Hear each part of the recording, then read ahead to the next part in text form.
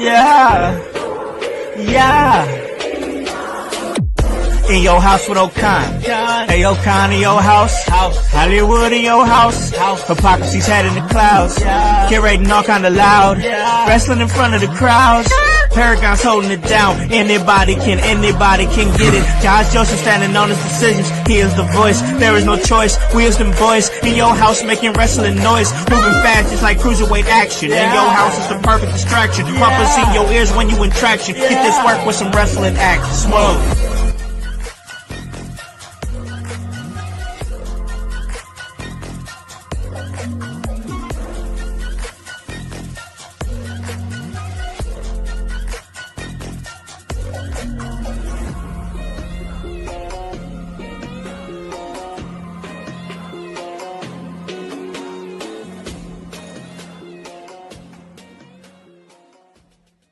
What is up, guys? What is cracking? It's the Con Man, and I am in your house. And you guys already know the vibes. Anytime we slide on through, we're here to give you that work when it comes to this professional wrestling business. And guys, it is Sunday, and it has been a crazy Sunday. I don't know about y'all out there in the household. I don't know if y'all was checking out some of those wild card games that went down last night in the NFL, but yo, it was crazy. Great day of football, great weekend of football that we still have ahead of us. This Sunday game's kicking off right now, but hey, you guys already know the vibes. When we come here, we talk about some pro wrestling and a lot of things going down in the pro wrestling world. If you guys was watching Smackdown, Smackdown had a new vibe, had a new feel to it, and we got some more new with a new WWE Champion. We're going to talk about that and so much more. But before we do that, let me go ahead and bring in my guys who join me like they do every single week.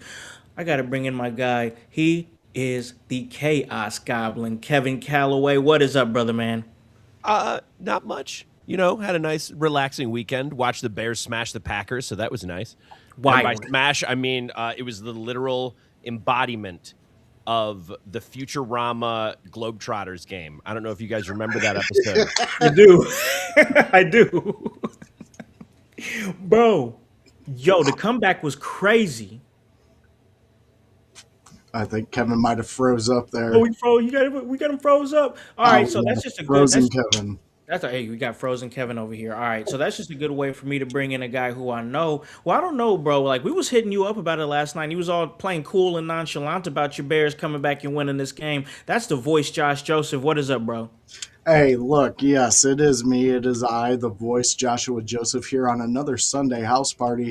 And yeah, to be honest with you guys, I'm as superstitious as anybody can get out, and I have not watched a Bears game. I did not watch last night's game.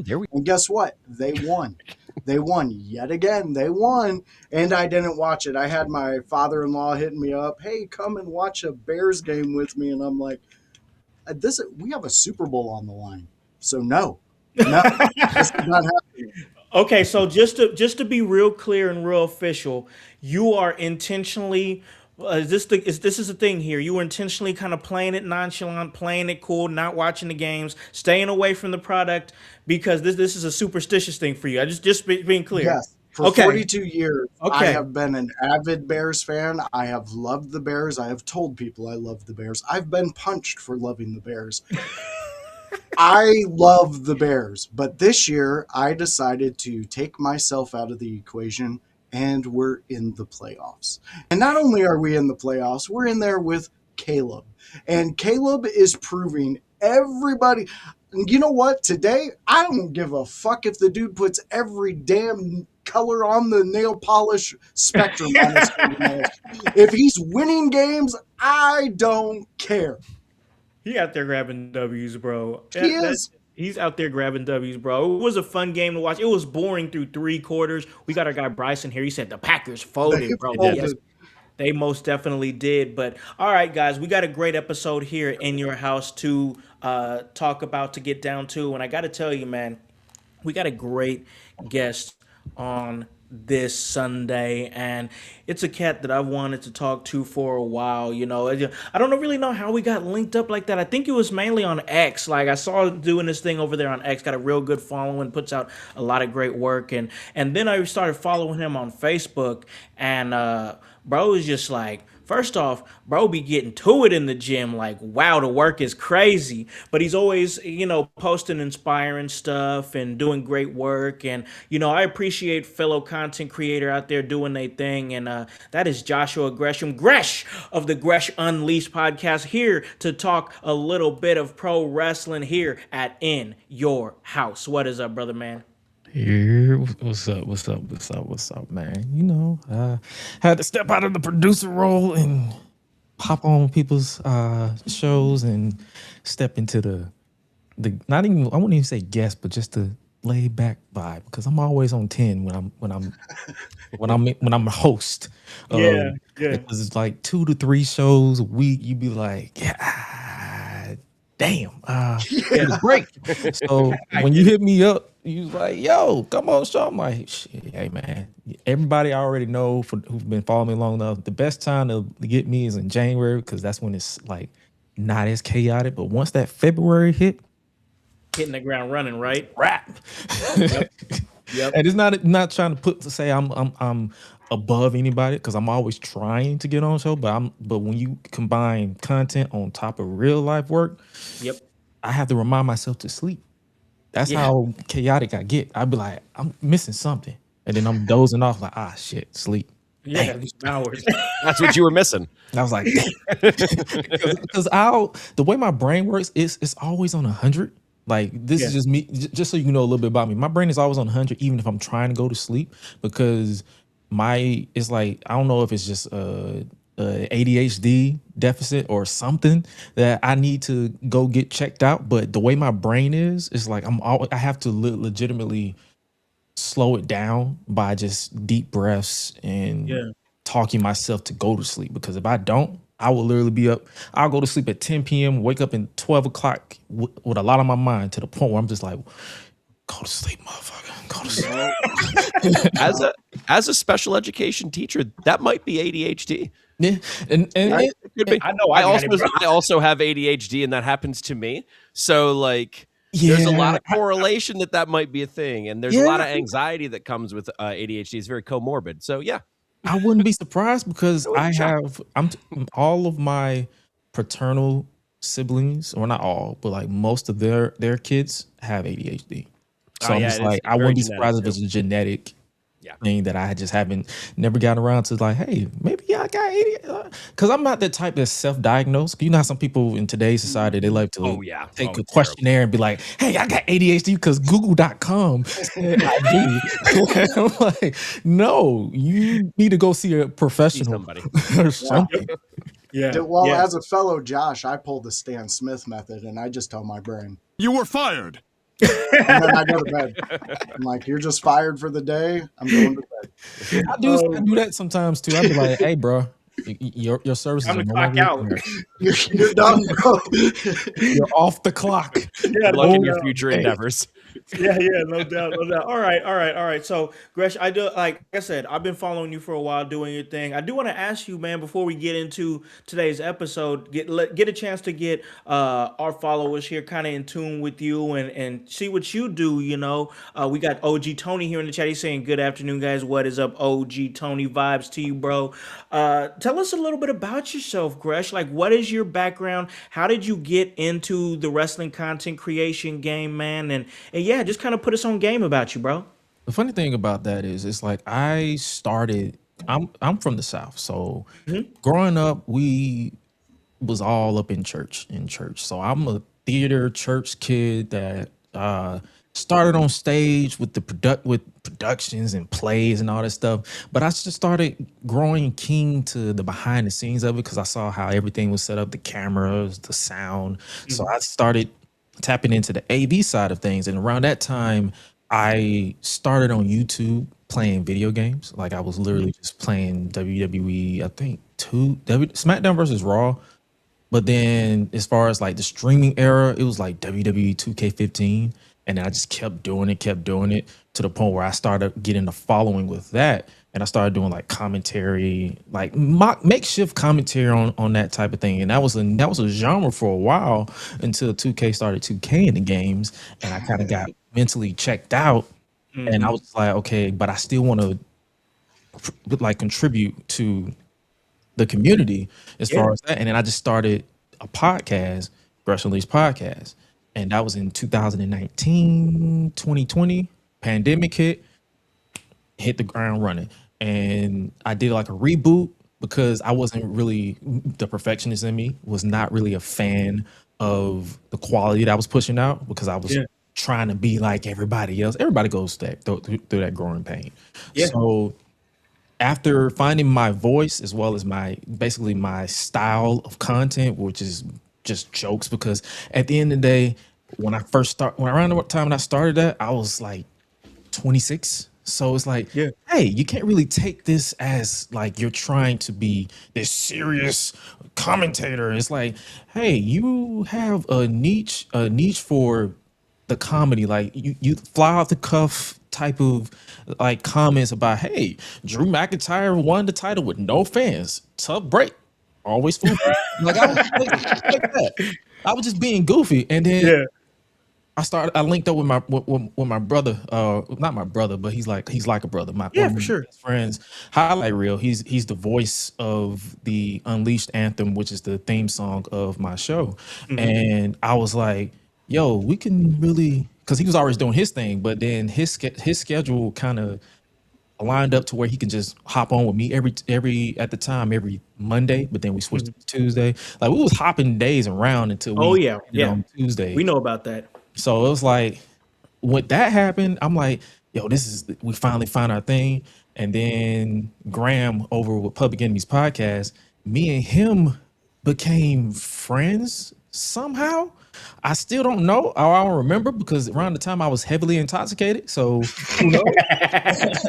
So me and him linked up. And then when we got to Philly and WrestleMania Philly, the last one that we could afford because, they're trying to price us out now.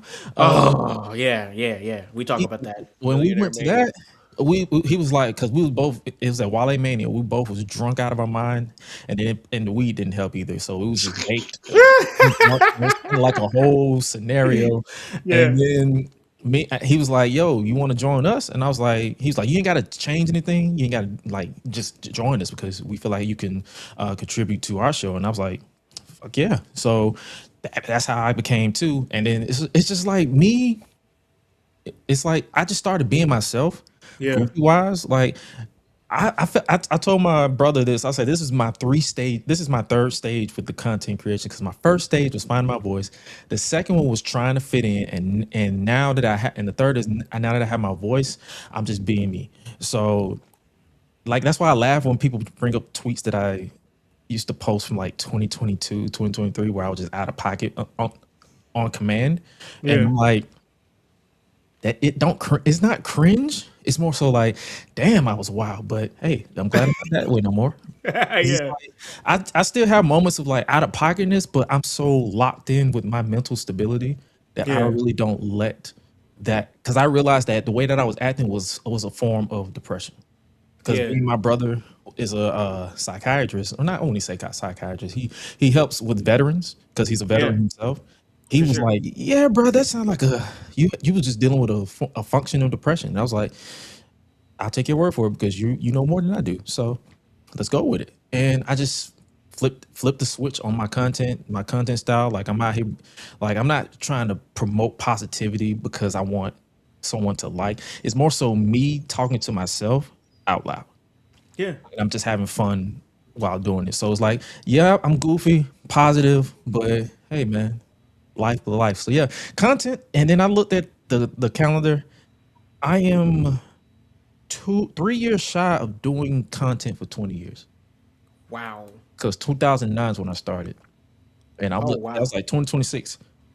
I was like, shit. Yeah, you've been working, bro. You've been out there working. It's like I could see, and I think the reason why I've lasted this long is because I don't look at the numbers. I always all the time don't look at the numbers, because if you look at the numbers, you're going to drive yourself insane. Oh yeah, trust me. As somebody who looks at the numbers, I drive myself insane. I was like, don't look at the numbers. Like, just if you're having fun, that's all that matters. Because it's for sure. It's like in my case, I can have 10 viewers live and 90 viewers or like 90 listeners in post, like after we upload the audio. Yep. And That's how it is here. Cool. I'm like, oh, that's cool. yeah, better luck next time. Or it was like, hey, and I hit up my crew, and I'd be like, did y'all enjoy the show? Yeah. Did you have fun? Yeah. All right. See you next week. And it's good. It's all like get it. There's no point in me over obsessing over that stuff. So hey, No doubt. No doubt. Yeah, I feel that vibe, man. This is the kind of vibe that I was wanting to get on this show is bounce, mindsets and whatnot off with other content creators. So I'm gonna throw it over here to Voice, man. We're about to get into SmackDown. We're about to get into the new WWE champion. But is there any questions that you got here for Gresh?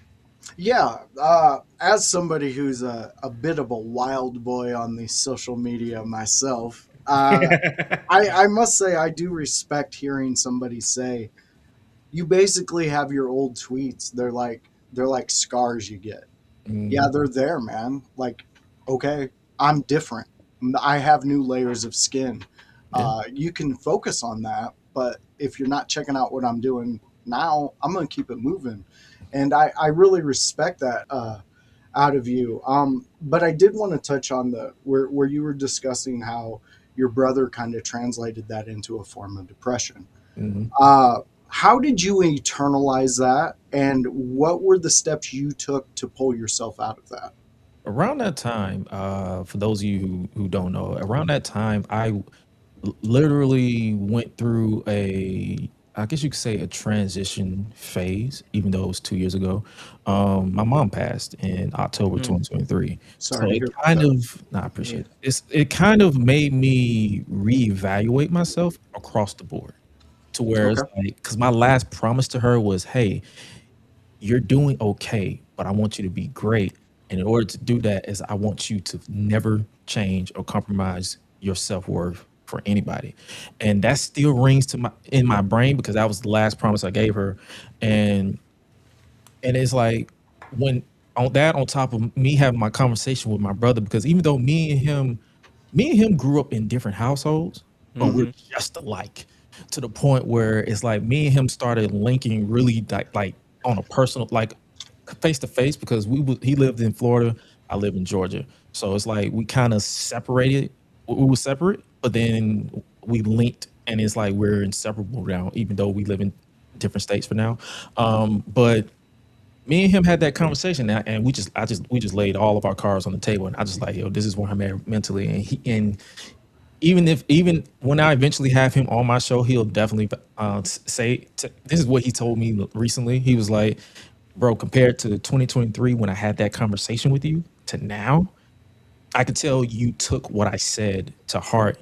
As more so is like you didn't say like, oh my God. It's like a case of, he said you didn't become more cynical or more depressed. You was like, okay, he said that out loud, and it's time for me to lock in. And that's really how I did. Like my reaction to it was, okay, I don't want to be here anymore. I don't want to be depressed anymore. I don't want to be irritable anymore. I'm finna lock in. And it helped that the gym was right there, because people find their own thing. Content, that's the second nature to me, but the gym forced me to really lock in. Yeah. Like, to discipline, try not to get injured. My diet, vitamins, all this stuff just forced me to like, okay, boom, lock in. And on top of that, I started meditating. I started slowly but surely eliminating toxic things that I'm still doing to this day that is not like allowing me to push forward. I love that. So it's like that's my reaction to it. It's like, hey, you gave me a harsh truth, and instead of saying, well, you're right, nothing I could do about it, I'm set in my ways, because at the time I was 29 going on 30. I'm set in my ways. Cares? Yeah. I was like, nah, lock in, because at some point I'm going to want a family. At some point I'm going to want to expand I won't even say empire, my conglomeration of your legacy. My legacy. If you say, and it's like, in order for me to do that, I have to make sure this is good, because the brain is valuable if you take care of it. Yeah. If you nourish it and build it, but you have to do it. It's not something that someone can do for you. You have to want to be better. And that's what I've been doing for the past 2 years, because that was 2 years ago. And I wouldn't say I'm better for it, but I'm in a better place because of it. So that was my process. It was long-winded, but that was my process of dealing with when he told me that. Because all it takes is one person to make you look in the mirror and be like, damn, he's right. Dude, he's right. Like, I honestly wish you were in the discussion we just had as a team yesterday, because this rings true to what you're saying. And Howse is that guy for me. He puts me in check and forces me to look at myself and my actions, because I'm the only one responsible for that. Mm-hmm. Before I hand off the baton, I would love, before you get away from us, we have a big thing coming up in March, the Squared Circle Expo. Mm-hmm. I would love to get your brother's information on any charity that he deems is good. And I would love to raise some money for whatever cause he's out there, because for him to be able to not only be the brother role, but to be the human role and help you get there, I think that dude's got a wealth of knowledge, and I would love to promote that. So I would love to put that on our table at the expo. Anyway, anything that he can provide us to help out other people. I'll definitely hit him up, because even though this is supposed to happen 2 years ago, but everything is in timing. I am in the process of working with him to get his own show. Sure. Because he wants me to produce. Yeah. He wants me to co-produce. And I'm like, and in my brain, I was like, 4 shows. Why? Yeah. But for him, and it's not a case of like I have to make it weekly. It could be serial or bi-weekly. Yeah. And I told him that, and he was like, let's do it. So it's like, once everything lines up, I'm going to set him up with his own platform to like beautiful. Yeah. Say his true, because even though he's 36, so 4 years older than me, 4 or 5 years older than me. He has a lot of knowledge. Him being a military veteran. Yes. Basically, his story is fascinating, and even though he says he tries to hype me up, I stay hyping him up, because I'm like, not because he's my big brother, but because it's like, yo, you have a quite the knowledge for your age, because we're in our 30s. He's in the later 30s. I'm still in the early 30s. But you have quite knowledge that I'm always learning from, and vice versa. So I'll definitely hit him up and ask him about that, because I know he's always dealing with that, especially with his kids, because he has 3 that he claims, but it's 2 adopted because he just got married. So sure, and he has 1 on the way. So it's a family of 5 down there. Big family, yeah. But then, hey, that's not even, you say big family, it's more than that, because yeah, no doubt, yeah. Just be like, if you see us if we remembered to take a picture on Christmas, you'd be like, damn. Deep. I love it, man. Yeah, we want to help any way we possibly can in any endeavor your brother jumps out there and tries. Oh yeah, for sure. So I'll keep y'all in the loop. And honestly, the way that I'm slowly getting more comfortable on social media as far as like sharing my personal life, because I used to be so like close to like stay close to the chest with it. It's not even a fact that I think I'm better. It's like I see so many stories, because I've been doing this for so long, that it's like, why would I put myself in the position to see my life thrown in my face? But now I don't care, because I'm like, 1, I know who I am at the end of the day, and 2, you can't whoop my ass. Hey man, that's where we at. Yeah, that's what. Hey, no doubt, man. Yeah, no, I love it. I love the vibes, man. Honestly, like hearing your story and everything, and how your mind works, it really is refreshing, because I'm like, that's how I am, man. When I started in your house back in 2019, and I was really transitioning out of music. I did a lot of like production and hip hop and R&B and stuff like that, and I was looking for something else, because I kind of done everything that I could do in that realm. And being a wrestling fan, my brother, my older brother, he's out in California. He's quite a bit older than me. He was like, hey, you love to talk about wrestling. You should do a podcast. So just started this bad boy with a cheap mic, and then if you guys remember those little long white laptop microphones, little small, that's you were how Bob Barker out there. Oh yeah. We call those microphones goosenecks. Them. So I started with that and just built it up from there. Got better equipment. Started using my know-how as far as editing music and doing studio work for music, and just incorporated that with the podcasting, and then started interviewing people, and boom, a whole lot of different things would go down the line. I'm doing all this stuff I didn't think I would ever do.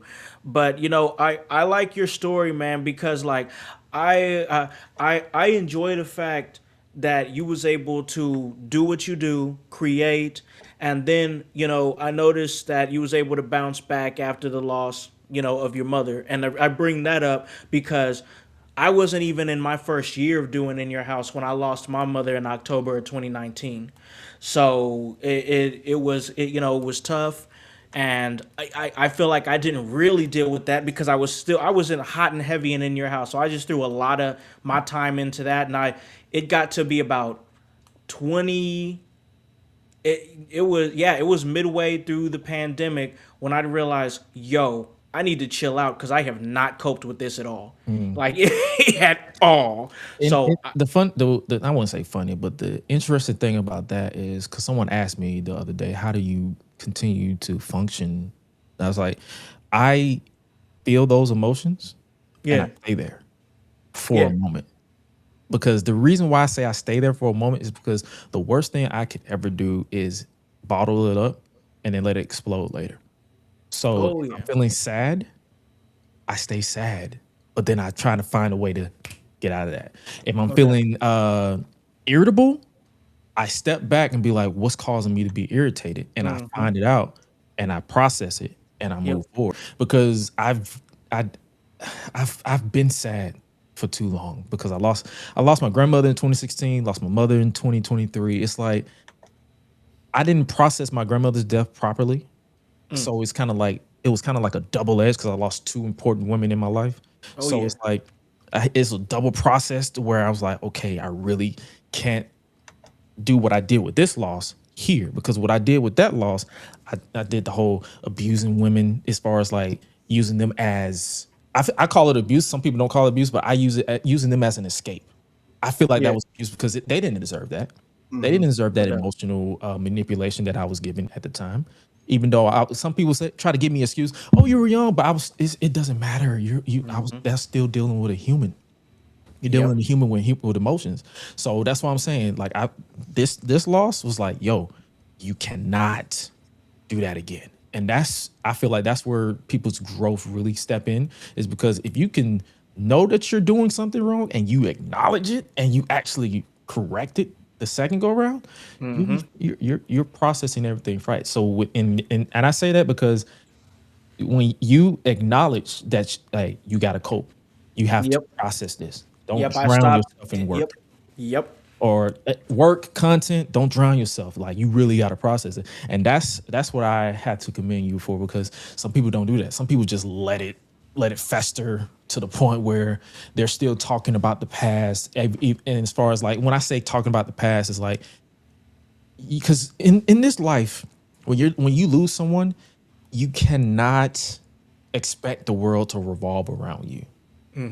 And I say that because a lot of people you're grieving, but everybody else have their own stuff to move on. You have to process and grieve for you, and you have to keep that. You have to move forward for you, not for this person, because it's going to get to a point where you're going to be so sad and depressed, no one's going to want to be around you. So if you don't correct yourself for you, it's going to affect your everyday life. Because people can feel energy. People may not say it, but they can feel energy, and they will step back, be like, I can't deal with this dude. Nah, bruh. Every time I talk to him, it's like, he's always talking about the same sad story that he's told me like 10 times. I heard it already. And it's natural for someone to be just like, you know what? Screw it. They're going to step back. They're not going to flat out say, I don't want to deal with you, but you're going to notice people are not going to deal with you. And it's like, you have to acknowledge that you're sad, because it's normal to be sad. It's normal to be irritable. It's normal, especially after major loss. But hey, man, you gotta You gotta acknowledge that loss, and you gotta step forward. The day I lost my dad, I went off the rails, drink drugs. The day I lost my mom, I grew up and I set myself as a role model for my stepkids. Nightwing, Brother, you just related. You just unlocked the hole, because one of the things I had to do with my mom's loss was I had to stop drinking like I used to, because I used to drink rum like it was apple juice. I used to smoke weed every morning, every night, in between, like to the point where I'm just like I was fiending for a re-up, and it's like, dog. That was another thing I had acknowledged. And to bring back my brother, he was so inspired by me cutting off weed, he cut it off himself. And he used to fiend for that worse than I did. Yeah. So it's like, and that's why I always tell people, like, make sure when you're processing loss, you never know who's like watching you and is inspired by you. Don't make it your personality to be inspiring, but you never know. I'd be like, when he told me I inspired him to stop smoking weed, I was like, damn, that's cool. Yeah. And I moved on. Like, I didn't let it consume me. Like, hey, remember when I told you that? Yeah, exactly. Remember that time? One of the things I always despise too is when people use their loss as a personality crutch. Oh, seen like, it. Oh, that's the worst. I've seen it. Oh, that's the worst. Oh, yes. Like, bro, go heal. You know what? Just be a supervillain. It's a better personality trait. Just go for it. Like, go heal, because I could tell that you're still bothered, and it's like, go heal. And that's what I had to do. Like, the more to sum it all up, and that's what I had to do. That's what Howse had to do. We just had to go heal, and we've been better for it.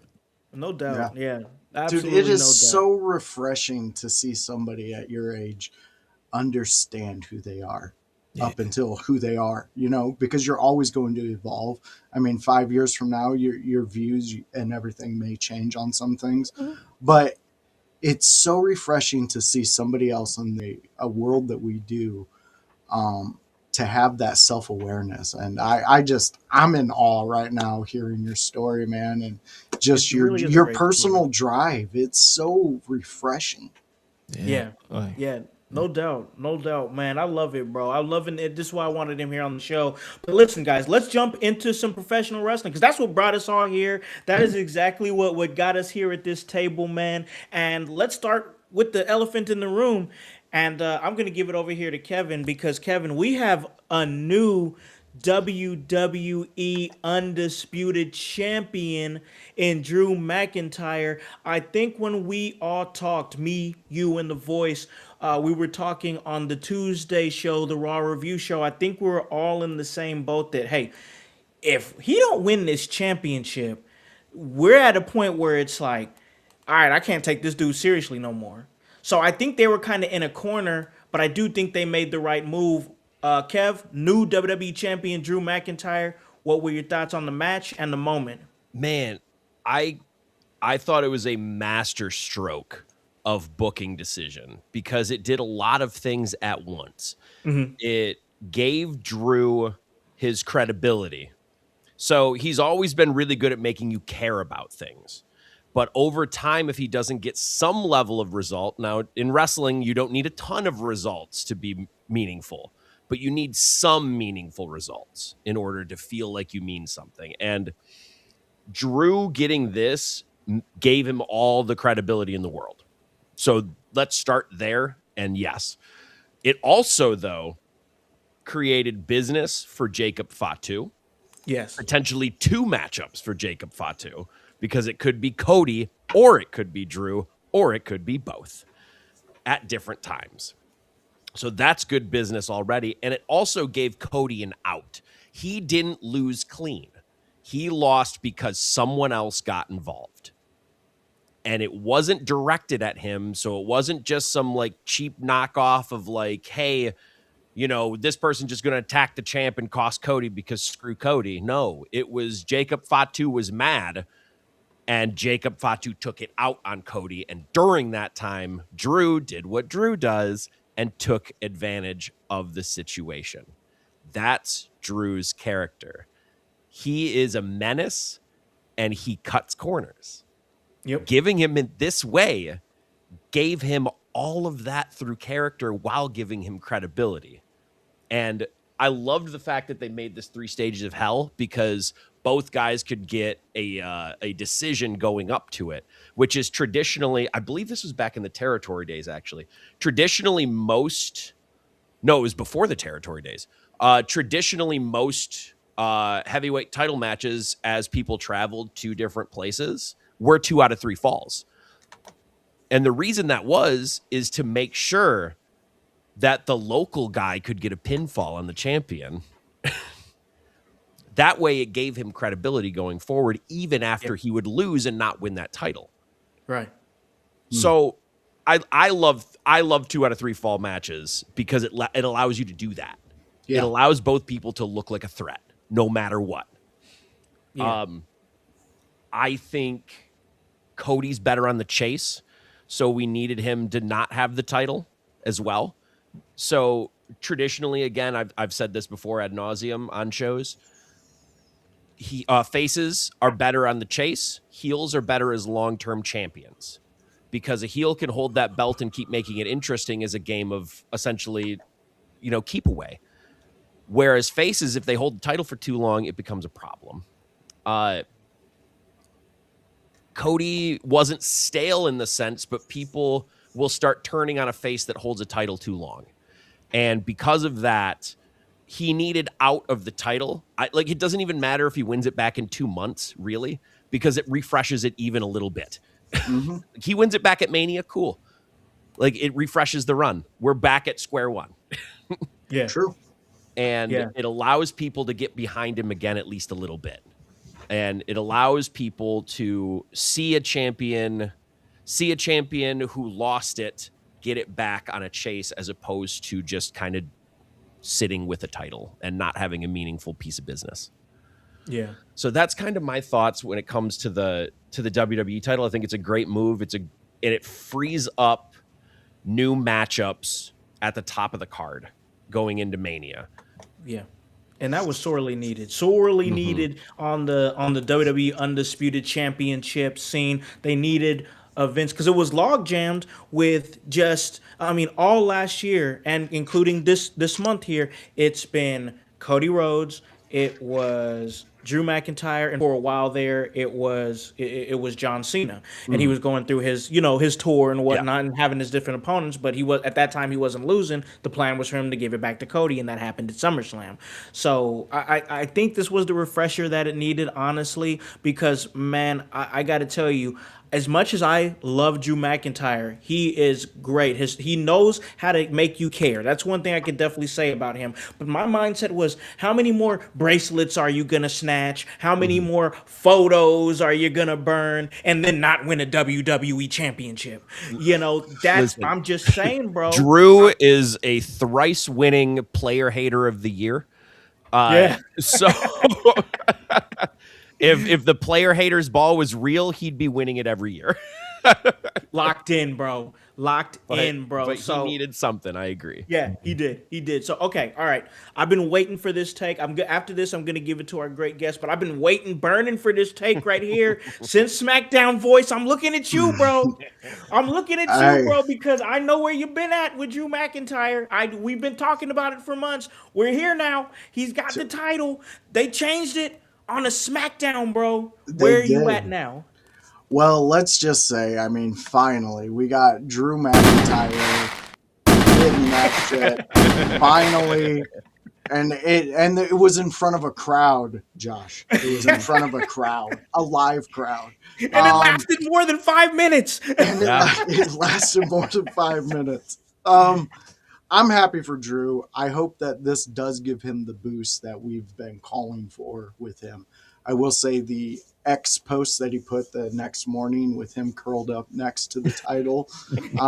Kevin, that's your brother. I don't know if you know this, but you two I'm adopted, so it's possible. Dude, I seen that and I was like, holy shit. Oh yeah, that's Drew. But yeah, I'm excited for it. I also, on the other flip side of it, I felt that they could have really done a Cody heel change, because Cody got in his own way, in which Drew usually gets in his own way to lose the big match. Because Cody, when Jacob showed up there, Jacob's just seen Drew McIntyre. If I was Cody, and let's say WWE was decided to do that heel run, I would have took the easy way out. Because then you also give Drew that nod bitch. and he can bitch. You give the fans the ability to sympathize with Drew in that moment, because he got that taken. He didn't get in his own way. Jacob Fatu is a madman. Who's going to stop him? I would love to see anybody in that back just step up to Jacob when he's in his Jacob Fatu fucking mode, because nobody's stopping him. No. But I do like how they are playing this. Drew took the Drew way out. He got the fuck out of Dodge when Cody decided to interject himself. Cody, you're an idiot for doing that. Let Jacob do what Jacob like. Leave him alone, man. You just left him alone, man. I'm telling you. Look, I love you fans and everything, but let's just say we're in New York. We're walking down the street. You get mugged. I got to get the fuck out of there, man. The voice has got to continue. I love you to death. I'll set up a GoFundMe, but guess what? I'm getting the fuck out of Dodge, because that's what the fuck you do. You get out of Dodge when danger is in the way. And Cody didn't listen to that. He was a son of a plumber, and he stuck around and he handled the issue. And Drew got the opportunity. I love this for Drew McIntyre. Now we have to go forward, because Drew has done exactly what we asked him to do for his character. Now, Drew, you have to show us that this is where you need to be, because a lot of us back in the day, when they gave you that title during the COVID era, we were a little upset, because we knew it was just a matter of you're just sitting at the table until the next person can come in and be healthy. And we've seen that. This is your time to shine. I want to see Drew do some fucking awesome matches. I cannot wait for this Jacob Fatu match with him and Drew. That's going to be amazing. I love a good just two guys beating the shit out of each other, and then being able to have a beer afterwards, when the cameras are off. I feel that's the relationship that Jacob has with a lot of these guys, because he's energy. That pop that the crowd did when they realized who the fuck that was. When he took the mask off and whatnot. Yeah, dude. Yeah. And nobody hated him destroying everybody in that ring. No. Nobody hated it. And Kevin, you pointed it out perfectly. Lastly, this is all I'm going to say. This gives Drew the biggest platform for Drew to succeed. Mm-hmm. With the way you laid it out, his character would take that moment, that opportunity, because he's been driving so hard and so long and taking so many bumps and so many losses to get to this moment. Take every opportunity you can. That's all. That's the end of my rant. Yeah. No, I feel what you're saying, man. Here's the thing. I had to come to you because I knew this. So how long have we been talking about this, bro? It's been a year. Months. A year. It's been a year, right? It's been okay. I thought it. Okay, you're right. It's been a year. We've been talking about this because you're right. Because we're even going back to that match that he had with Damian Priest where they blew off their feud. So there was that. Then there was the Hell in a Cell match with CM Punk. And you always think after those situations, it's going to come with some different momentum. I just think that we have seen the Drew McIntyre storyline of. You screwed me. You screwed me. Bitch, moan. I'm like, all right, what's all this bitching and moaning lead it to? And finally, it led to something with the 3 stages of hell match. He said, and if you think about it, he orchestrated this himself from the moment that he got suspended. Then he kind of took control of the situation where he had Nick Aldis come to his house to talk contract situation. So this was all tailored for it was all tailored for if he was in control of the narrative, if he was in control of the stipulation, and he still lost. It's like, all right, bro, somebody else. We got to move on. But now he's WWE Champion. Gresh, what are your thoughts on the three stages of hell match and now new WWE Champion Drew McIntyre? Man. My first reaction was they actually did it. Yep. Because I was Bro, when I tell you, because I was there for the Hell in a Cell against Punk. Still one of my favorite Hell in a Cell matches that I've ever witnessed. That was my first Hell in a Cell that I seen live, and I'm like, this is the perfect one to see. After the fact, I was like, this is perfect. It could have been ass. It could have been Ryback versus CM Punk, but it was not. I was like, yo, let's do it. CM Punk versus Drew McIntyre. This was fun. I was like, okay, where do they go from here? Because obviously Drew lost, and I'm like, okay, he's chasing, he's complaining, he's chasing. It got to a point. And I always my philosophy is I don't ever blame the characters or the wrestlers like most people do because they make it their personality. Me, I like that was not that good. So it was in a case of if Drew would have lost, I had a tweet prepared. Hey, at Drew McIntyre, I hear NWA is hiring. I no context, none of that. I was ready, and then they actually pulled the trigger. I was like, finally, because for the life of me, as a fan of Drew McIntyre, I did not want to call this man a loser because they was treading that water. If he would have lost again, I'd be like, no, if he would have lost like a typical Cody versus Drew match that we've seen in the past, I would have been like, yeah, it's time for you to go, buddy. Like I don't want to see you no more. I don't even want to see you in the title picture. I don't even want to see you. Matter of fact, I hear they need help in Evolve. That's literally where I was at. I was ready. I was ready to just dismiss the character. However, that 3 Stages of Hell brought me back in. I was like, y'all, whoever produced this match, y'all, I give y'all props because y'all actually brought me back in. And shout out to Show Quan on X. He said, I thought the ending of the 3 Stages of Hell made sense for everyone's character. He said Fatu has a temper and will swing it on anyone in sight. Perfect analogy. Cody wanted to win the right way, so that's why he came for Fatu and it bit him in the ass, like Josh said.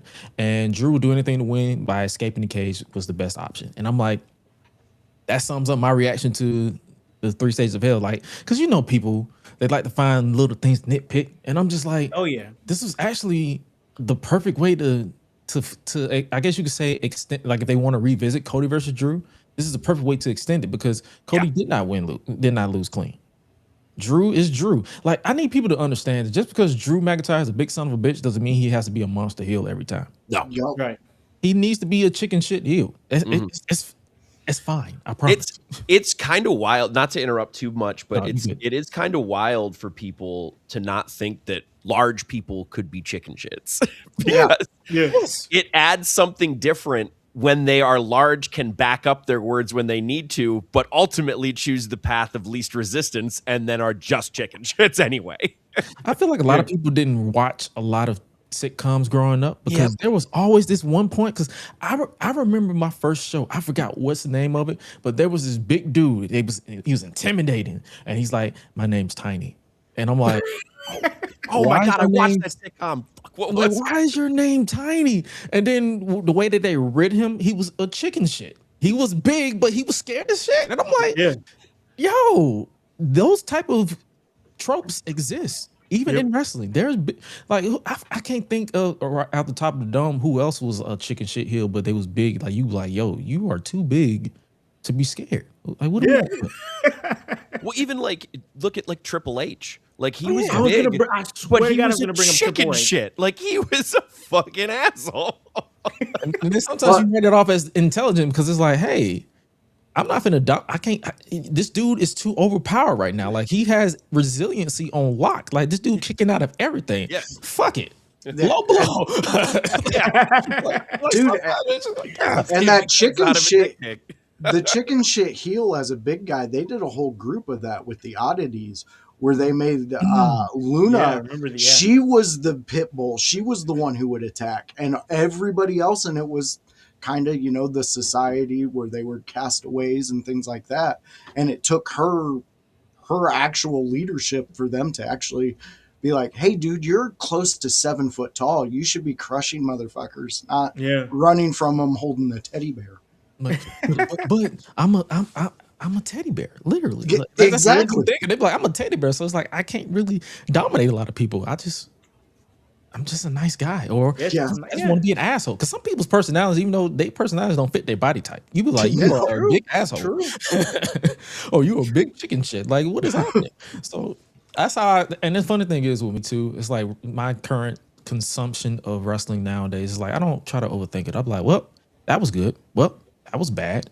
I'm not gonna make it my whole personality. Case in point, on Monday with that Stranger Things crossover, Yeah. I wasn't feeling it. I was like, neither. yo, Yeah, this we talk- entire show was kind of trash.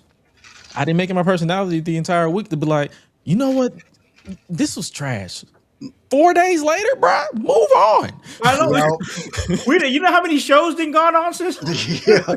I've seen like that's the reason why that's another thing that helps with my mental too. I take social media breaks because sometimes some people just you be like, you know what, you're borderline making this not fun. So I'm going to stop. I'm just going to log off. I'm going to go eat some food. I'm going to go to the gym, or I'm going to hang out with my people, and I'll talk to y'all later. That's literally how I am at right now. But yeah, Drew, this direction was definitely needed because I was like, bro, he needs, and the entire SmackDown scene needed a refresh, especially for the new year, because it's like it was to a point even before they went 3 hours again. For some reason, my sleep schedule does not agree with 3 hours because I be falling asleep by 2 hours, 2 hours and 30 minutes into the show. I'm struggling, and it's not because the show's boring. It's just I'm literally like, yo, I can't do it. I'm about to fall asleep, and people don't understand that. They think it's just like a gimmick that I have. Like, no, legitimately, I'm struggling. Even with Raw, I be struggling. So it's like, yo, give me grace. But nah, I personally thought Obafemi was gonna go to SmackDown, but I am not mad at Trick Williams being on SmackDown because when they announced that tournament to crown a new number 1 contender for the Royal Rumble, I'm like, they can go one or two ways, just have a one-on-one with Drew and whoever wins, or they can have a triple threat with Cody. Like, there's so many ways that they can go with this, and I'm okay with that. That's how I want this road to WrestleMania to feel. I despise predictability to the point where I'm like, oh, I'm going with emotions. Or I'm like, I'm watching it, not even out of necessities because I am a wrestling fan, but I'm also I'm like, yeah, y'all need to do something. And this is what they need. They need to do the same on Raw. Like, they need to switch some stuff up. And I'm not trying to be that guy that's going to be like, oh, because I've seen that happen too. It's like, oh, we need a new champion here. I'm like, the championship is not the problem. They need to be motivated in that booking room. They need to be motivated back there to be like, okay, let's switch the gear. Like, that's why I feel like these call ups make sense in a way like that gives you the motivation. If these call ups flop, it's on the booking, not the characters or the wrestlers. Because Shawn Michael Hickenbottom, for those who like to do the shoot stuff, Michael Hickenbottom gave you the blueprint. It's up to you to expand on it. So.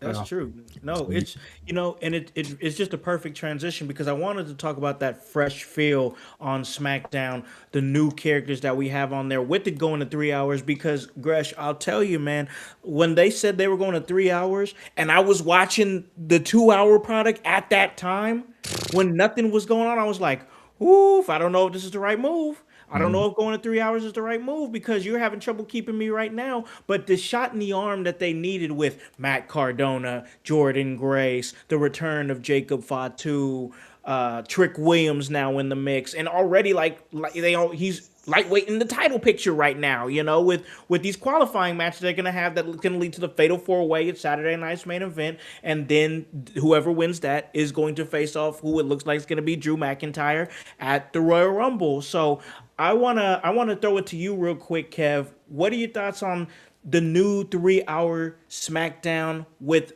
all these new feels, all these new characters up in here? Because like I said, a few weeks ago, we were like, not really vibing with it, but I thought the show was a lot more fresh. What do you think as far as like the pace of the show?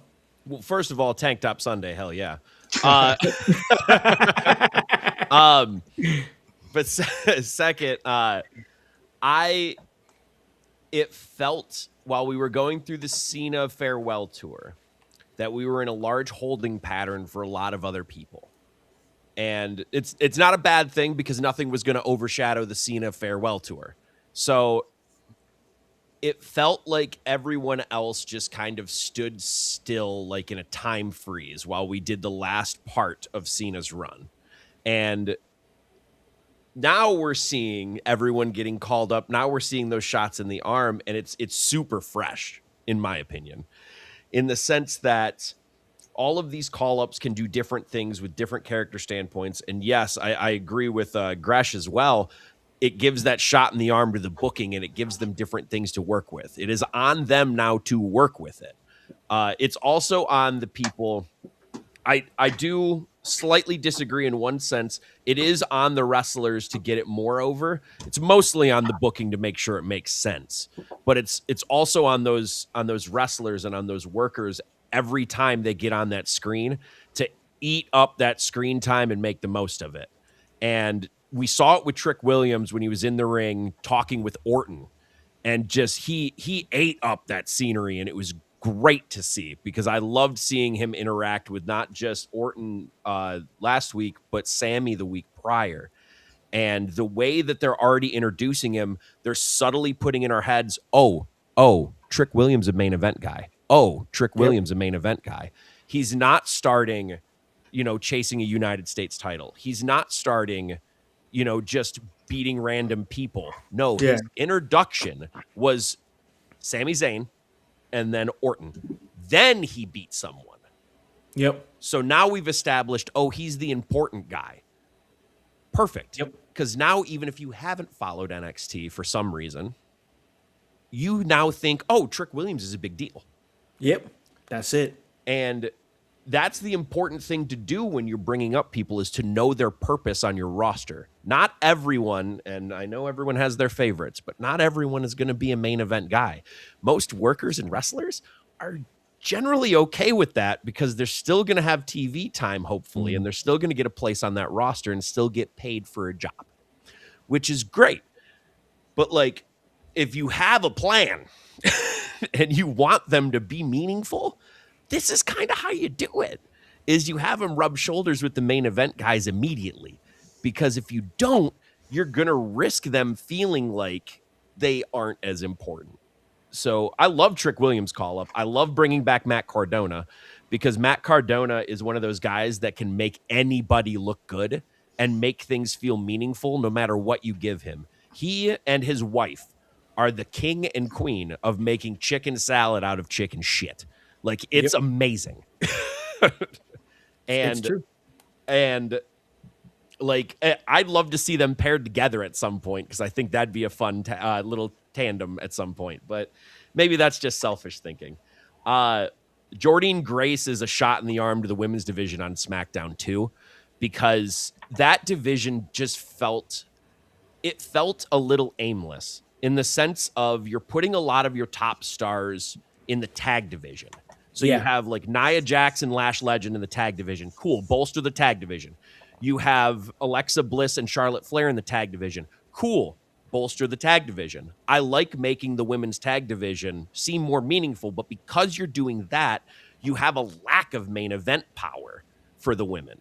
And you need somebody for Jade to work with who can not carry her to a good match, but lead her along in a match, because she's still not to a point where she can be a ring general. I can kind of see as I watch her, and that's fine. It's not a bad thing. It just means you need someone with experience in there with her.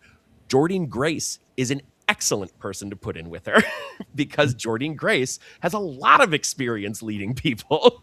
Yep. Yeah. And you're going to get a good match out of Jordynne Grace, because she's really good at covering things up when they go wrong. Incredible at covering things up when they go wrong. So put her right into the title picture, make her feel important now. So you have two people that you've called up that immediately feel important, and you have Matt Cardona, who just got brought back. Perfect. You have a shot in the arm. This SmackDown is amazing. I was really, really hesitant when I heard SmackDown was going to 3 hours. Yeah. Because in my head, I went, God damn it. Why do we need 6 hours of product between two shows? What are we doing here? Yeah. It made me want to tear my brains out.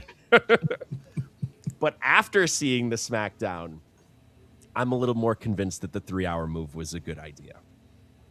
Yeah, and I agree with that because on the mindset. I mean, when I think about it, like for me, like I'm on the side of Gresh, where I'm like 3 hours. I'm gonna be falling asleep, bro. Like I will be asleep. I'm up super early in the morning. But when I think about it in the mindset of the workers, and this gives them more opportunities to have spots on the card, more time to tell stories, more opportunities for somebody to break out.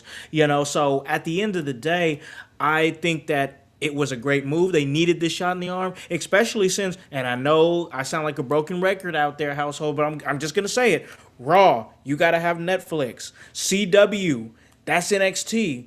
Then you got to have Tubi if you want to keep up with Emerge. Then USA, you got to have that if you're going to watch Smackdown. And then ESPN if you're going to watch the PLE. If they're expecting you to follow all this stuff, at least don't insult me by making it boring, bro.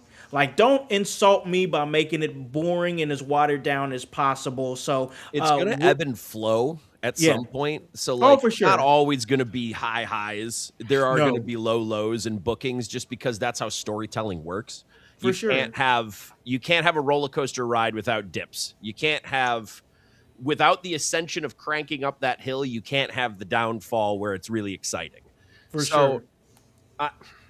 It's just going to happen at those times, but you need these kinds of shots in the arms to bring it back. Though I do feel if you're increasing this to 3 hours, you have 3 hours on Monday, 3 hours on Friday, 2 hours on Tuesday, and then PLEs sometimes twice a month. Yeah. They are running the risk of diluting their audience in the sense of just fatigue. So even if it's really good, you're still going to get people that are fatigued because they can't keep up with everything. Think Marvel movies, TV shows. They cranked out so many of those and expected you to follow everything that at some point they lost some of their base. They do run that risk simply by moving this to 3 hours because it's another hour to follow and another hour to keep up with. While it is good for the workers, it is sometimes bad for the product. So I'm curious to see where that goes and how fan reactions are. I would love for it to stay high, and we're going into a Mania season, so I suspect it'll stay high for now. What I'm worried about is not now. What I'm worried about is post-Mania. Post-Mania is when we're going to get the really telling sign of when or if this is a problem of oversaturation of your own market. If that makes sense. It does. No, I think you're making some sense, man. Voice, you're in favor of the 3 hour shows. We've talked about this many times on this show. I just want to get your overall thoughts on this show, and then we'll go ahead and hit commercial break. All right. So overall thoughts on this show, I thought it was excellent. I loved Jordan Grace coming up and being a prime contender, Jade showing that she's growing on a mic. Everything she said, I believed.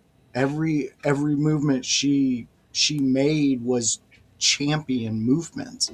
So I'm loving the progression with Jade. Adding her with Grace, you're giving her the super mushroom in Mario Brothers, and she's just going to flourish from that because Grace loves the ability to push others, and she's shown it in her indies runs. Anytime that she was working with a promotion and they were bringing in a big name to push, Grace was there. She was, if it was a man or a woman, she was there to push that talent for the promotion. So I love her position right now. I think this is fantastic. Of course, I want the title on her already just because I mark out for her.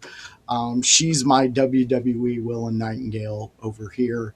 I fucking love what she can do in a ring. I love her energy. I love any time she's packaged into something. The addition of Jacob coming back, I'm a mark for Jacob Fatu. I love the dude. I was part of one of those promotions that may have got slid by him. I don't give a fuck. Everybody else who was a part of that promotion is still meh. I'm like, fuck yeah. Get I over love the dude. it. Exactly. It's like those were times that, it would have been cool, but it didn't happen. We get to see this now. I love it. Again, they say the early bird catches the worm. Well, guess what? The late owl gets to see fucking amazing wrestling, and that's what they're doing on SmackDown. And I love it. If you're not going to give me a Sunday Night Heat, keep all these shows at 3 hours. Right now, and I hear what everybody's saying, that there's a good chance of oversaturation. I get that. But on the other hand, there's a lack of entertainment out there. And WWE's trying to fill those voids that if this was an issue back in the 90s during the Monday Night Wars and stuff, we would be like, we would have probably 4 hours of one of the promotions. Because there's such a void to fill in live entertainment. Yeah. Give us a Sunday show. I love Sunday Night Heat. I miss Sunday Night Heat. It was one of my favorite weekly shows. I loved me some Sunday Night Heat, bro. Especially when they led into the pay-per-view. Mm-hmm. And I remember when I was younger, I would watch Sunday Night Heat, and then they would do stuff leading into the pay-per-view. Then I would change the channel over to where the pay-per-view was at, and I try to squint my eyes and see what kind of wrestling action I could see. Exactly. Why haven't we had a Super Bowl halftime wrestling match since Mick and The Rock? Why haven't we had that? No, we have.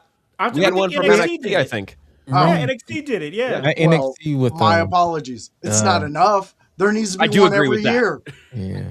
We kind of don't acknowledge that match. They're either not wrestling anymore because of their own stupidity, or true that. They just don't work there anymore, or they do work there, but it's just like they don't even acknowledge it anymore. I'll have to look back. I'm like, oh yeah, that did happen. I remember that now. Yeah, it's just one of those things lost in history. Thanks a lot, Pat Clark. Tough break. All right, guys. All right, so we are gonna take a break. We're gonna pay some bills real quick and let everybody know what is up. But listen, guys, after that break, it's time to bring back everybody's favorite game. That's true. That might be true.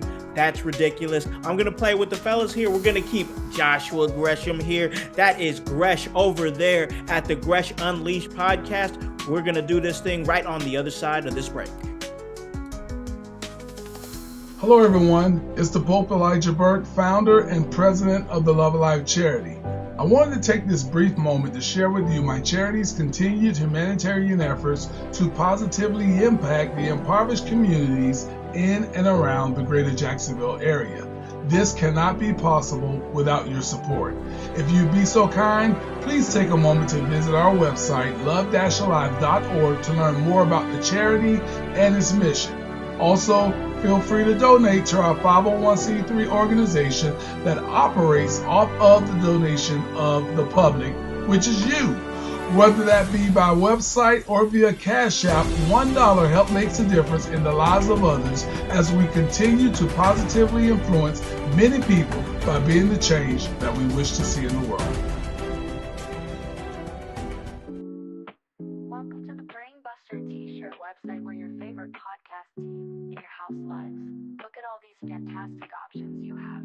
If you want that sweet hype, we got it. You want to be divinely designed at yours. Have you lost your voice? We have all that voice merch for you. Are you just a part of the household? We got that too.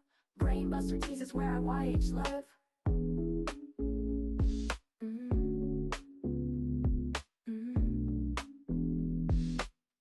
Brainbuster Tees is where IYH live.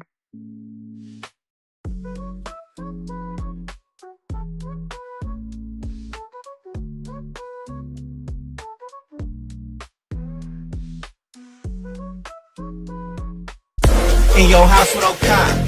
Hey, O'Con, in your house. Hollywood. Emerge faithful for coming out to Emerge 91 Blood and Bone. Yeah! 2019. I have been the executive producer of the In Your House podcast. Since 2021, I've had the opportunity and the privilege to be a part of Emerge Wrestling in Columbus, Indiana. The honor and the privilege to tell all of you, right here in the middle of this ring, that Emerge Wrestling in collaboration with the In Your House Network, will be at the Squared Circle Expo this March in Indianapolis. Indianapolis, Emerge Wrestling in Your House. We'll see you in March. Hey, yo, Connie, your house. Hollywood in your house. Hey guys, welcome back to In Your House. That is the Sunday house party, kicking it with our man Gresh over here from the Gresh Unleashed Podcast. And you guys heard it yourself. Hey, we're going to be doing our thing over there at the Squared Circle Expo. That's March 27th, March 28th in Indianapolis, Indiana. And man, they just announced some great names yesterday that's going to be a part of their Friday lineup that we're definitely gonna get in, lock in, clock in, and go talk to them. And just making a movie, baby. You already know the vibes. And listen, I was on the move today doing my thing, and I gotta tell you, when it's cold outside, we just had a little dusting of the snow and whatnot. It's hard for me to get it moving, but I still got out there. I still went to the gym. I still got my workout on. And you know what? I gotta show love to Goalie Nutrition. That's Goalie Gummies. I've made it possible. You know, I got popping a couple of those sugar-free apple cider vinegar gummies. Get it moving. Stay focused with the Matcha Mind gummy, and then I'm able to restore, relax, and unwind with the Ashwagandha gummies. And hey, you guys can start your wellness journey too. All you got to do is go to www.goalie.com and check out everything that they got going on. And hey, we can help you out as well. Just go ahead and head on over to checkout and use promo code IYH and check out everything that we're doing on Facebook Live, on YouTube, on Twitch, on X, and then catch out everything we're doing on demand on Apple Podcasts and Spotify. So yeah, we are back here at In Your House, and like I said, Voice, they got some great guests that they announced. One in particular, we're gonna get to the game here because guys, it's time to play That's True, That Might Be True, That's Ridiculous. But Voice, hey, they got the Babes of Wrath that's coming down for the Expo, man, and we have been gushing about Willow Nightingale on this show for the last few weeks, man. That's going to be a big get. Oh, Willow, oh, good Lord. That is a get. I cannot wait to speak to her, to tell her that she is the reason and the sole reason I watched the product. There's so many things I would love to say to that young lady. She's just so wholesome. She is. And I want to be in her orbit somehow, some way, even if it's just a smile. I can be like, I got a smile from Willow. But to speak to her and to hear her positivity, I think would be such a great thing for our fan base. So fans, you can always help us out. You can always give a little bit to help us get those interviews at the Squared Circle Expo. We will let you know coming up with the Cash App and GoFundMe, whatever we decide to do. But you'll be able to contribute, and we will definitely shout you out all weekend long. We will put Kevin in task of that. Anytime he's on camera, he will say your name. Do it.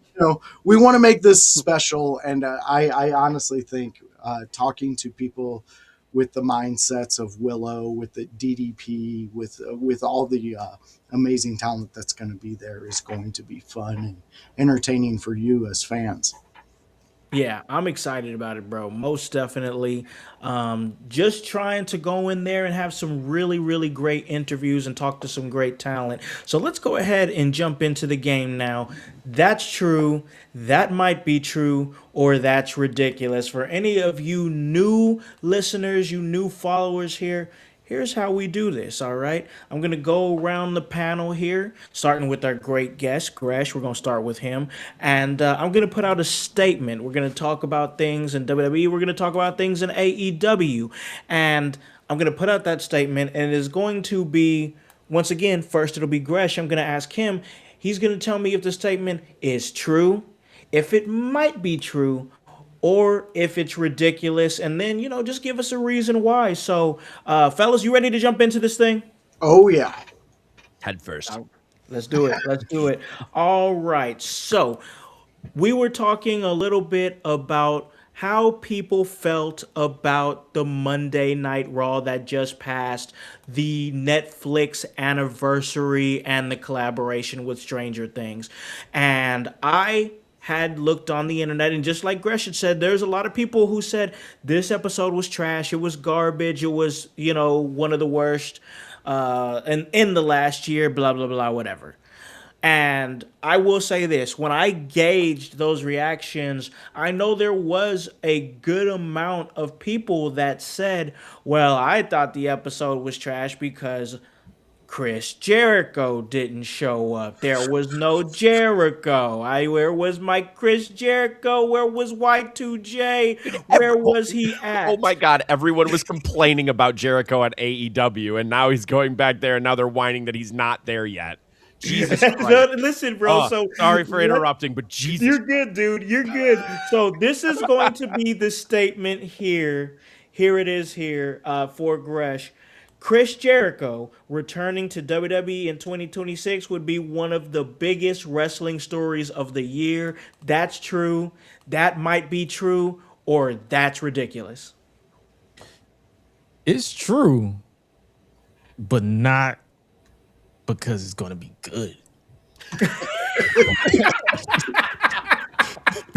Like, I'm just going to, yeah, you think you get prime Chris Jericho back? We're not gonna act like as soon as he changed locations, he's gonna magically be like, I'm the best in the world at what I do. I'm gonna go out there. My brother, he needs to be the best in the world at going to retirement. Like, let's be real, man. Like, look, when I say that, people assume that I'm disrespecting. I'm like, I have eyes that work. Yeah. He doesn't have it anymore, and that is okay. Everybody has a beginning, a middle, and an end. He is past his ending. He needs to go ahead and just chill. Like, it's not a case of like, if he comes, I want Pop or Break the Walls Down, because that's a great song. I'm not gonna cap. That is a great song. But then the bell's gonna ring, and I'm gonna be like, yeah, this ain't it. And that's okay. But yeah, it's gonna be a big story, but not because it's gonna be, people gonna be excited because obviously hypocrites online, like everybody they hate him in AEW, but they're gonna love him in WWE because he's in the big WWE. Yeah. But Jericho can put on some good. I'm not gonna get into that because we can agree to disagree. I do think there's a semblance of logic in he can put over younger talent. Yes. I don't know. I don't know how the match quality will be because that'll depend on the time of day and if his knees still work. Yeah. But as far as getting a rub with Chris Jericho, it might still be meaningful. Oh yeah, it is, because I'm not gonna just get on here and just say, hey, Chris Jericho. Like, people know who Chris Jericho is. Like, it's just undeniable. Like, I'm not finna discredit this man, like, because I know what he contributed. Like, he contributed some of my favorite moments in wrestling history. So I'm not gonna just sit here and just say, oh, it's the worst thing ever. But I'm also looking at a logic standpoint and looking at how my eyes work. And if something sucks, it sucks. It's okay to admit.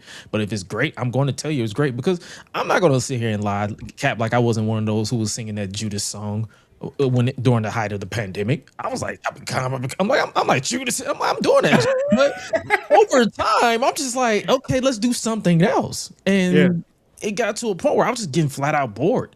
And then when the bell rung, I'm like, yo, this is not it. I'm kind of over Chris Jericho, and that is okay. Like, all it takes is him to reinvent, like he always does. Because that's one thing that I always gave him credit for. He knew how to reinvent himself. Oh, great. And he always made you be like, okay, he can do it a couple more years. Yeah.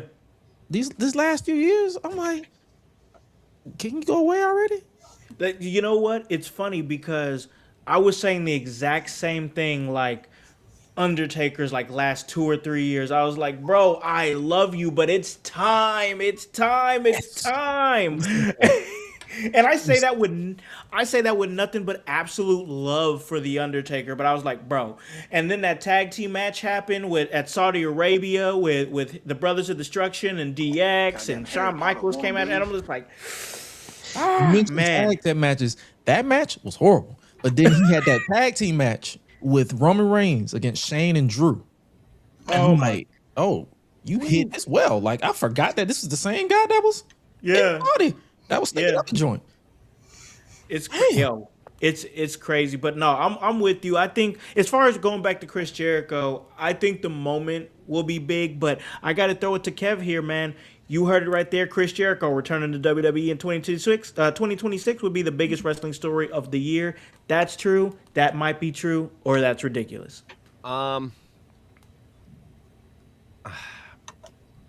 going to say that's ridiculous, but I'll explain why. It's not that it won't be a big story, but to say this early that it will be the biggest story, I think is not going to be true. I don't think it will be the biggest wrestling story of the year. Okay. Go outside, nerd. Get out. Go. Yeah. I ain't got time to be distracted by your worthless time, man. It's gone. I just don't see a return being the biggest story for Jericho. Because Jericho has, like, a bigger story for Jericho was doing Wrestle Kingdom. A bigger story for Jericho was leaving WWE to begin with. I don't see a return being the biggest story of the year. I think something else is going to happen. I don't know what it is. Because that's the beauty of not knowing. I don't know. Wrestling's wild. Yep. So the only return, really think about the biggest stories of the year for wrestling in the last 20 years per year. There's only one return that I think was the wildest, and that was Punk's. Edge's was pretty wild too, but like those are the only two I can think of. In the last 20 years. And those weren't even the biggest, like Punk's may have been the biggest story of the year, perhaps. But I would argue his return to his return at AEW was bigger because he was back in wrestling. So the second he left AEW, where would he logically go? The story there was that he came back to wrestling, period. Yeah. I think bigger stories this year are probably, there are a lot of people about to retire, brother. And I think bigger stories are going to be retirements and just an exodus of people. And because there's an exodus of people, it'll fill in gaps with other things. And because there's other things, there's going to be other bigger stories and people getting opportunities that are larger to mention than just Chris Jericho returning, if that makes sense. So like Jericho's return, I feel is imminent, and I think it will be helpful in a sense of putting over newer guys. Yeah. But to say it's the biggest story, I think is false. Yeah, no, I hear you though. I hear exactly what you're saying. Like you were saying, there's a big, and Voices even said it too, big mass exodus of talent that's coming out, which means, honestly, in my opinion, there's going to be the bigger stories are going to come with what's going to happen with this newer crop of talent. What's going to be the biggest storyline of the summer? What could that possibly be? But I'll give my thoughts a little bit here in a second because I got to throw it to the voice here. Once again, Chris Jericho returning to WWE this year would be the biggest wrestling story of the year. That's true. That might be true. That's ridiculous. I must now be your judge, your jury, because your execution. Let me say this. You said in wrestling, correct? Yes. Okay. I'm going to say, and I'm going to agree with the nerds on the outside yelling about Jericho and how amazing he is. I'm going to agree with them, and I'm going to say this is true. And it's not going to be because of his WWE return. What it's going to be is when AJ goes to TNA and Jericho goes over there to battle AJ. That is going to be the biggest story because the hell? Everybody's missing what CVV said yesterday. Nostalgia is one of the biggest drugs out there. And people have been clamoring for this feud to where it's done. And if you do it in front of a TNA audience, you have captured a lot of those nerds who are out there going, I just wish wrestling was the way it used to be. And you're going to get a great performance out of these two because the lead up to the match is going to be the most memorable. That's what people are going to clamor onto. It's not going to be the wrestling. It's going to be the jagoffs that are still buying the cruise tickets to go and watch Chris Jericho get drunk and sing with Fozzy and then put on horrible matches. No one's saying, oh, wow, it's the best Chris Jericho ever. They're yelling cat taco, and he is disrobing and proving that he's wearing a cat taco fucking jumpsuit. This is the era we're in with Chris Jericho. He's being the showman that he's always been. And I agree with my fellow Josh over here. He has had some of the best matches throughout my love of wrestling. I mean, the dude beat The Rock and Stone Cold in one night. Yep. I just went back and watched a cage match of his. I miss that Jericho, but time has evolved and it always pushes us into these new directions. So I'm standing on ground and saying this is going to be one of the biggest stories of wrestling this year, and it's going to be because of his TNA moment. You know what's crazy? I think I saw something on social media either this morning maybe when I was in the gym or yesterday that if he did go to TNA, he would be the one and only, I think he'd be the one and only wrestler to ever win the WCW, ever, the WWE, the AEW, the Ring of Honor, and the TNA World Heavyweight Championship. He'd be the only one to have ever done it. I swear I saw something like that.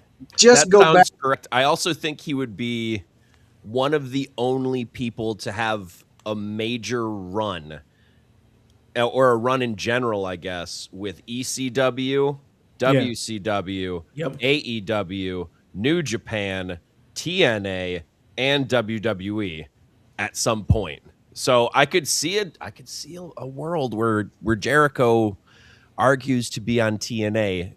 Just even if he's under WWE contract, they have a working relationship.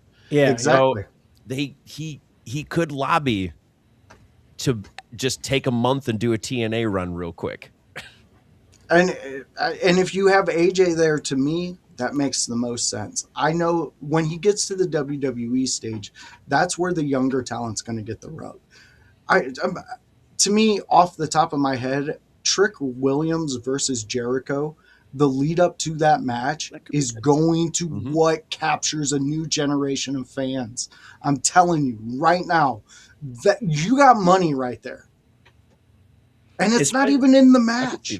It's not in the match at all. It's 100% not in the match. It's going to be in the lead up to the match, like you said. Yeah, it's Jericho's mic skills that'll sell everything while he's here, and that's where the real rub is going to be. Is rubbing promos with Jericho going forward. Yep. It probably won't be in the matches. The matches will happen because wrestling has to happen in order for wrestling to exist.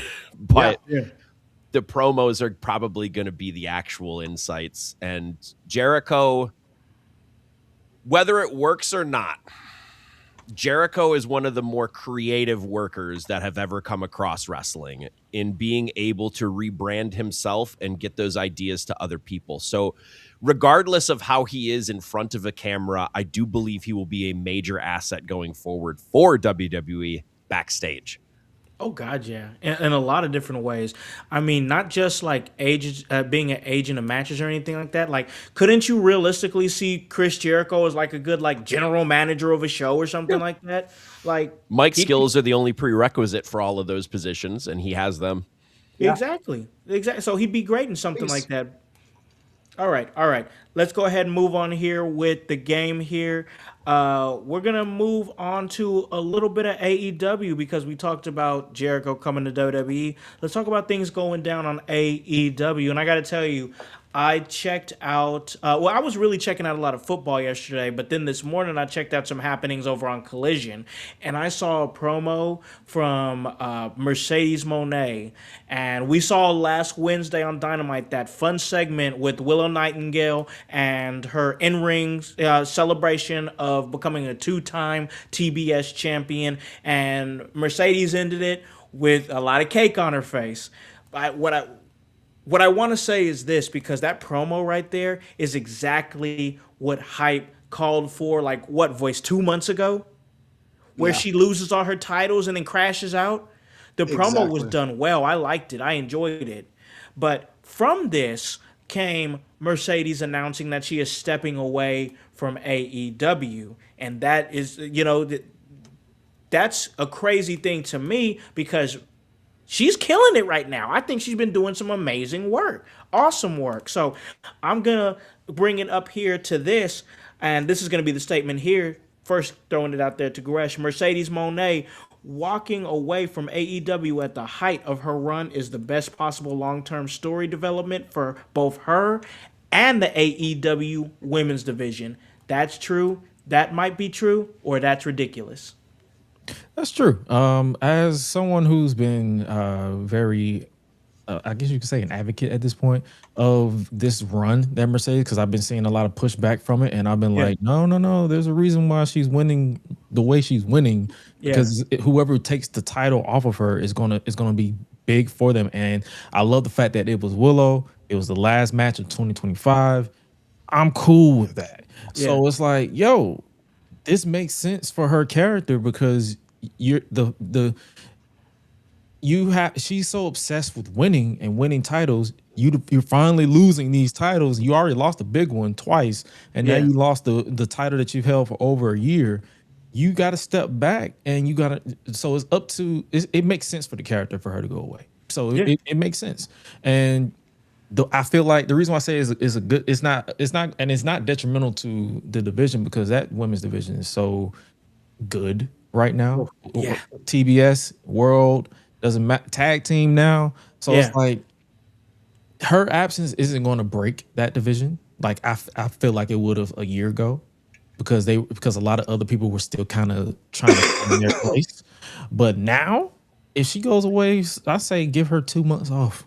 Like give her January, February, so she can spend Valentine's Day with Beast Mortos and just go away. I think she still has 9 titles. Let her defend the titles there and lose those titles and just go further into madness. And when she comes back, she locks right in with Chris Stat because the last picture we saw of her was getting smashed in the face by Chris Stat. And I think that was one of my bold predictions over on Thursday show, Public Enemies Podcast, was I feel like Mercedes is going to be world champion before the end of the summer. So this break kind of makes everyone step up like I know they will.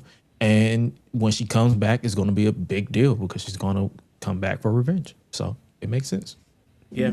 Oh, I like that. That makes the most logical sense as far as what you're saying. The presentation currently of Mercedes Moné and getting a breather from her and then her coming back and then wrecking shop. Kev, what do you think, man? What are your thoughts on Mercedes Moné and where she is at? Mercedes Moné walking away from AEW at the height of her run is the best possible long-term story for both her and the women's division. That's true. That might be true, or that's ridiculous. That's true.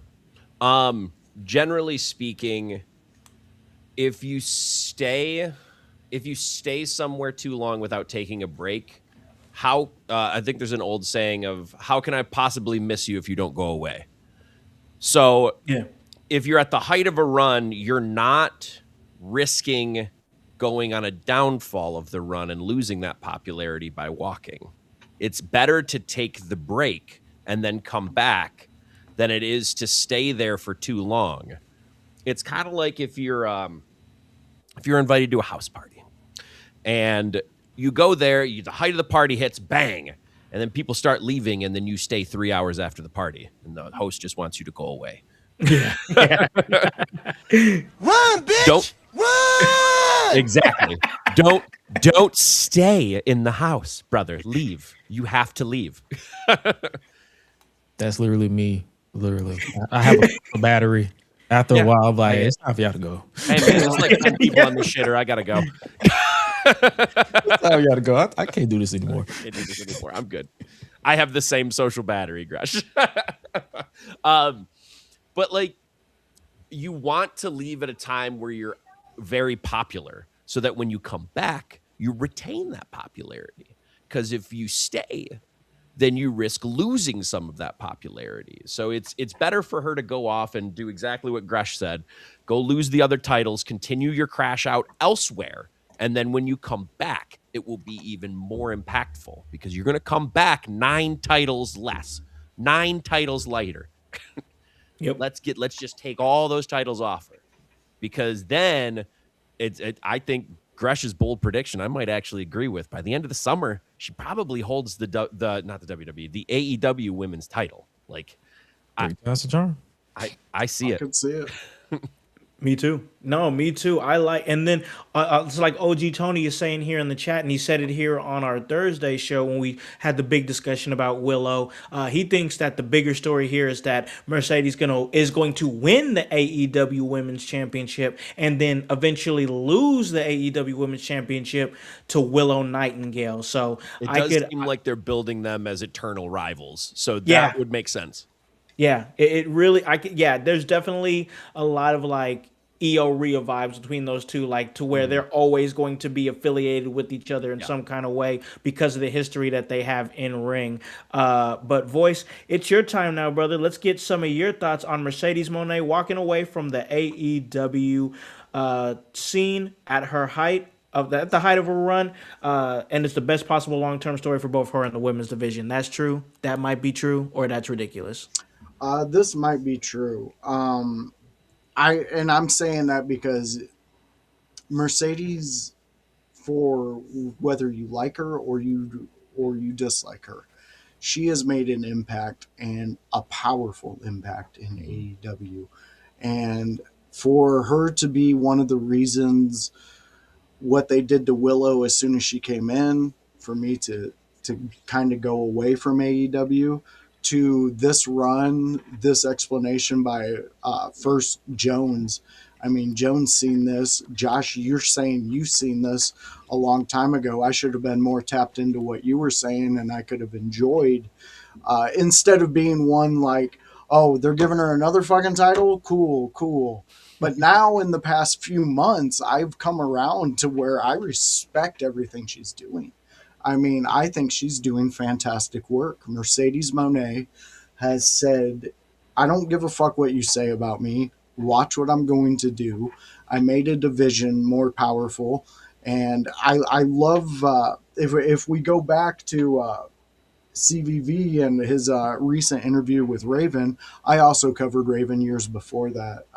We talked about some similar things, if you ever want to check out a really good one. But yeah, he said the major thing in wrestling is why. The answering why. If you can answer why without telling the fans directly what you're doing, why you're doing it, and they can come to that conclusion, that makes you more powerful. That makes you a better gem in that big ass gauntlet of a fucking master fist that you're going to punch through the world and make a statement. You're going to be remembered. Moné is going to be talked about. Her future is cemented. She has done what she's supposed to. And I totally agree with Kevin. How can you miss her if she's not gone? So you take her off for a little bit. The fans begin to, cry for her, demand her. They put a position to where you're asking for Mercedes to come back. She comes back. Boom. You're making money. Yeah. No, I'm on the realm that it's true. I think that she's doing incredible work right now, and like I didn't see the vision either, bro. I did not see the vision either, but now I see it, and it is so clear. And she is absolutely incredible and doing some great work. And it's just like I was at that AEW show in Fishers just a few weeks ago over in Fishers, Indiana. And when I got a chance to go there, we caught the tapings for Ring of Honor. So I got a chance to see a quick little Mercedes Moné match against a colleague of mine, the lovely Miss Larkin. And I got a chance to talk to the lovely Miss Larkin when I was at New Wave and I was doing commentary for that show that you guys can catch now. It was live on IWTV. And I just wanted to pick her brain a little bit. And I was like, man, that was so awesome to see you in the ring with Mercedes Moné. I didn't know that you were booked for that Ring of Honor show. And like, I popped because, we worked together at backstage at so many shows.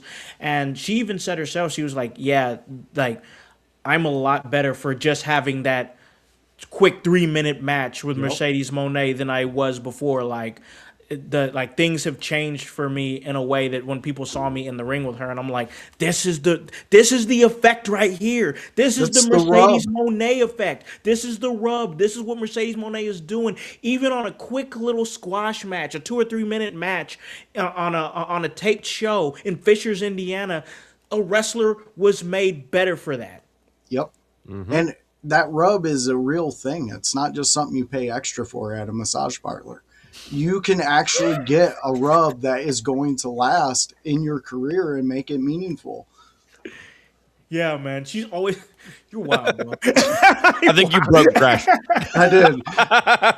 All right, that's my goal. This has been my time. I'll see you guys next week. Oh, man. But no, you're right, though. You're right. I really do, I enjoy what Mercedes Moné is doing quite a bit. And I think that when she returns, we're going to see a different beast for sure. So let's keep this going here because... we've been talking a lot about Drew McIntyre and the impact that Drew McIntyre's title win has had on the landscape of not just Smackdown, but WWE as a whole.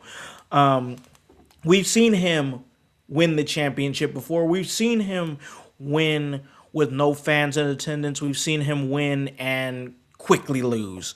So I want to bring this up here to Gresh.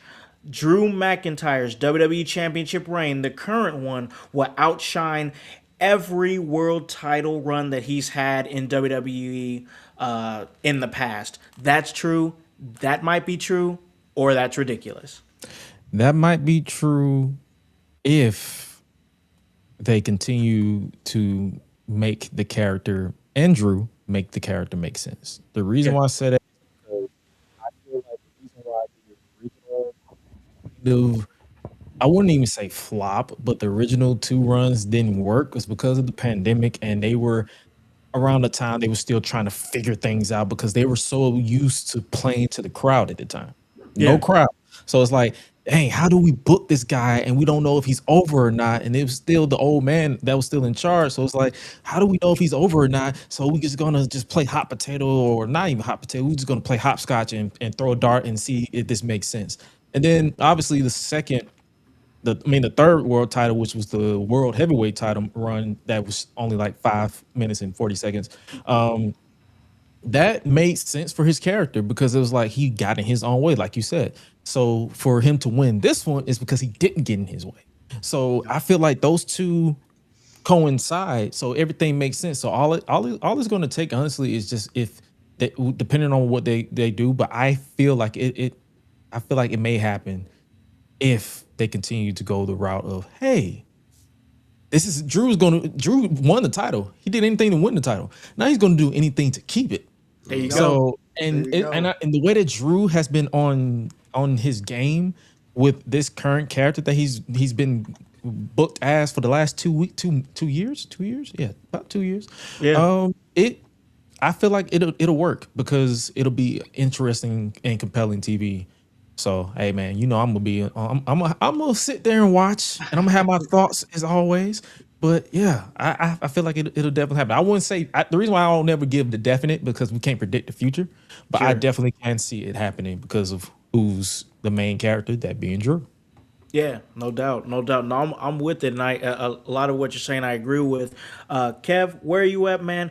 Drew McIntyre's current WWE Championship reign will outshine every other title run that he's had in WWE. That's true. That might be true, or that's ridiculous. Brother, that's almost true by default. Like, really think about the other 2 title reigns he had.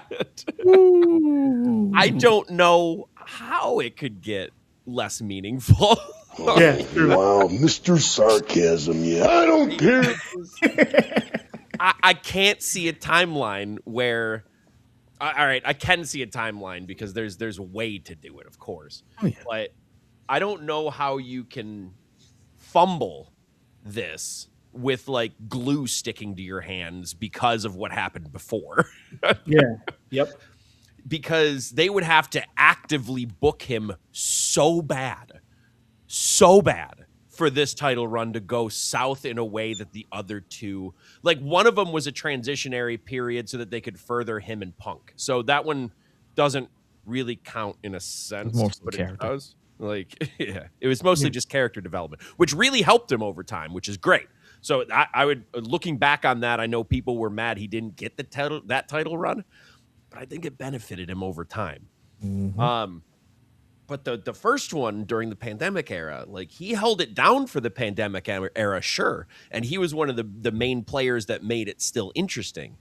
But at the same time, the title run itself felt very poisoned already, simply because there wasn't people around. So it just didn't feel meaningful, even when he had it. No matter what he did, no matter how well they booked it, it just didn't feel as meaningful. Nothing during that era felt very meaningful, really.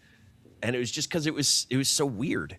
So that's not his fault either. So almost by default, again, he is a running back with glue on his hands right now. I don't know how you can fumble. Yeah. No, that's a good point. And the writers could be Tua from the Dolphins. Sure, it could be Tua. It could be Tua, or I saw from the Packers game and the Bears game last night. There was a guy who fumbled it 10 yards forward, like simply almost seemingly throwing it, projecting it forward. He literally tripped forward past it. Fumble. It's the Sanchez effect. That's the only way they fumble this. And because Mark Drew Sanchez is such a compelling character, and they just gave him a way to be more compelling. So I'm gonna stick with that's true, and it's almost by default. For sure. I can't argue another way. I got you. I got you.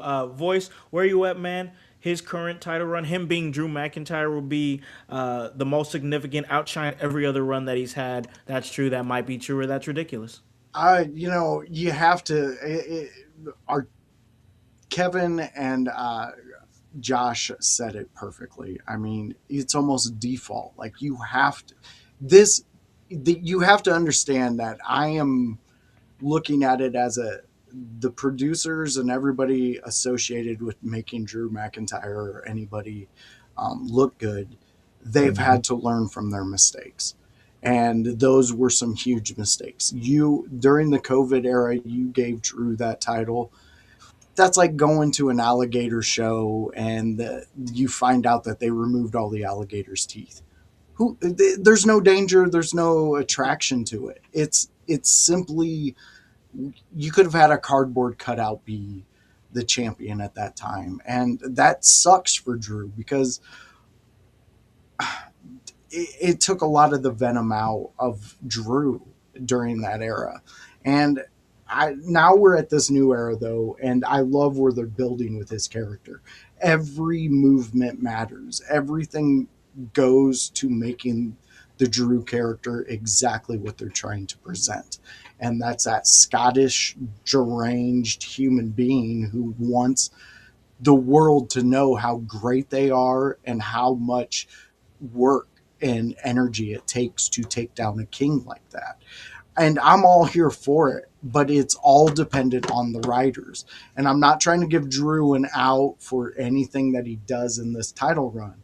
But what I am saying is it's a yin and yang thing. And if they're not putting him in positions that matter, we're right back to what we had, and everybody's going to be questioning why is Drew still here. And Josh, just real quick, I agreed with you, but I thought back in the day, I thought Drew should have, instead of signing another contract with WWE, I thought he should have went to TNA, because then he could have built himself up so magnificently, much like Naomi did, and to the point to where WWE needs him in their main event. But we're here today as Galloway. He did that. Yeah, he did that when he went to the Indies and left the original time, I would say. But that last time when the contract came up. Oh, okay. Yeah, that very last time. Yeah, the very last time. Okay. Yeah, when we were all sitting here like, what the fuck, you know? Like, what, another feud where he's going to lose and bitch. I would have took my shit and I would have went somewhere else and built. Like, I'm telling you shit, man. I mean, yeah. I'm going home. Fuck you guys. You know, screw you guys. I'm going home. Yeah, I would have done that. But I mean, I'm excited to see what we do now, and I do think that this is going to be a meaningful title run. Yeah, I'm with you guys here. I'm on the side of that's true, just because honestly, in my mind, I think it already has been. I mean, just him having the moment over the weekend to be able to say, hey, I did exactly what I said I was going to do. I brought the WWE Championship home to Glasgow. I saw pictures of him taking pictures with the championship with his brother. So, like, I would already argue that it's already been, like, already more meaningful than the other ones. On top of the fact that, I mean, no matter what happens, we know he's got it at least until Rumble, unless something else happens. Because I do want to bring this up. I'm loving the fact that we're seeing title changes on weekly television. I think that I've said it before on this show, we are outside the window of long title reigns. We saw it with Roman, we saw with the Usos, we saw with Bianca Belair, you know, we saw with Gunther. Now we're in a moment where it's like, okay, now we're getting back to like Attitude Era 1999, or I think it was 2000, where the title changed 9 times during the year. 9 times. The WWE Championship changed 9 times. We haven't seen that really that much in these last 5 or 6 years. So I think that it's time, and it makes for really good, compelling television. But I do think that now already that this title run is already more meaningful, and everything that he does and the reactions that he's going to garner leading up to everything that he does, including whoever he defends against at the Royal Rumble, which we'll find out after Saturday night's main event on January 24th. I think already that he's put himself in a position to where it's like, hey, he's already got challengers gunning for him. Cody's going to be gunning for him. Whoever wins at Saturday night's main event is going to be gunning for him. Jacob Fatu is gunning for him. I said the exact same thing about the AEW main title scene, is that MJF is here. He's that guy. And now he's got Kenny Omega gunning for him. He's about to defend against the Dynamite Diamond Ring winner Bandito on Wednesday. He's still got Swerve Strickland and Hangman Adam Page lurking around, about to come and get him. They're ready to kill his ass. That's what I like. I don't like this top-heavy title scene. I like 5 or 6 guys in the mix like, hey, I'm gunning for your ass. Like, that's what I like to see. And I think that's what we're going to see now that we've freshened up the WWE Undisputed Championship and put it on Drew McIntyre. He got a couple guys gunning for him, and I thoroughly enjoy that. But hey, I will say this. I thoroughly enjoyed this episode here of In Your House. It's been a really great one, man. And I, of course, have to give our awesome guest here. Gresh came in, and man, it was great, man, to finally get you on, pick your brain, see how, you know, what you feel as far as like the current landscape of WWE. We talked a little bit of AEW with Mercedes Moné, and then really mainly like picking your brain and everything with how you push out content, how you look at wrestling, how you view wrestling, and how you've been able to cope with everything that's come your way in life, bro. So that was a great little life lesson that we got at the beginning of the show. But I want to throw it to you now and give you that opportunity to plug anything that you want to plug, any podcast episodes coming up, anything that you're working on, anything creatively that you got going on. Gresh, the floor is yours, my brother. Yes, sir. Appreciate y'all for sure having me on and just accepting this laid back energy that I've been on for the past couple years, because even though I have my off the cuff remarks and jokes, it's just jokes and it's just me having a good time, because at the end of the day I look at it as I'm not trying to be behind the scenes. I'm just coming at it from a different point of view. Like, hey, I'm a wrestling fan. I'm a sports fan. I'm just a Southern boy from Atlanta, Georgia, as a lot of country folks out here say. They don't even say Georgia. They're like Georgia, Atlanta, all that good stuff. But nah, man. Yeah, if you guys want to stay tapped in, stay tuned in with yours truly, is at his Gresh on pretty much everywhere except for Instagram, which is AO is Gresh. But yeah, we got it's apropos that this is my first second if you count Thursday show of the year, because this is the week where my stuff is coming back over on youtube.com/@gresh. We're no longer streaming on X anymore because we feel like those views don't really add to anything because people don't really engage on it. They mainly engage on YouTube and Facebook. So the podcast, Gresh Unleashed Podcast, will be coming back this Tuesday at our usual time, 9 p.m. Eastern Standard Time. We're on CP time, so it's like we're going to probably be late because everybody has real life in real life. Like we all be fresh off work, all that good stuff. So we're going to probably be late, but it's still going to be a good time. YouTube.com/@gresh. Also, bi-weekly starting tomorrow. Shit, here we go again with Ruthless Lala. She will be back with me as the producer, and her quote unquote annoying me because that's her thing. She loves annoying me and all. I'm like, it's all love. But yeah, that's her show that she just to give her something to basically voice her opinion on everything independent wrestling and occasionally mainstream wrestling as well. But yeah, that's just something fun for her to do, and she really wanted to do it with me because I've built this space around me to where everybody is welcome. Like, hey, let's have a good time. As long as you're not with the BS and the drama, come on, we're having a good time. And then if you want another collective, that is Public Enemies Podcast with myself, oh my God, Graham, Waco Kid, Ben, and Big Match Jizzle, as he like to call himself, or Forever Champ Jizzle. Public Enemies Podcast every Thursday at 7:20 Eastern Standard Time, 4:20 if you're in the West Coast. There's a pun in there because, you know. Yeah.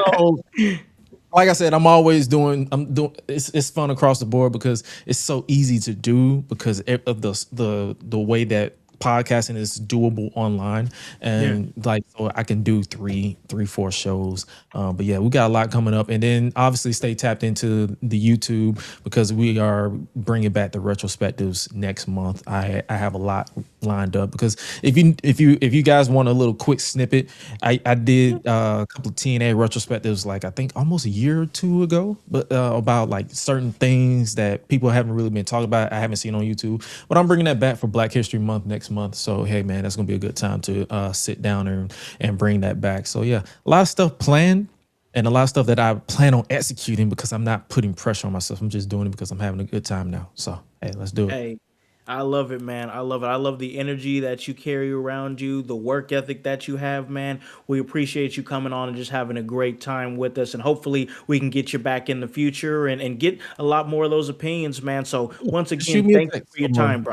I will. Shoot me like, hey, are you available? Like, hey, if I am, I don't mind sliding through. Like, hey, man, this is a good time. Like, I love going where I'm welcome and not going where I have to force myself. No doubt. That's no doubt, bro. And you are 100% welcome here. Absolutely. Kev, man, we got you in here on a Sunday, man. We appreciate you coming through. Usually we have you on Tuesdays. I want to give you the floor, my brother. Go ahead and plug away. You can follow me Facebook at Kevin Calloway, and you can follow me on Instagram at Calloway Kevin. I might be bringing back streams soon. I haven't decided when or where, so we'll see if I start streaming games again. And I have a lot of games to beat, so I figure why not give it an audience?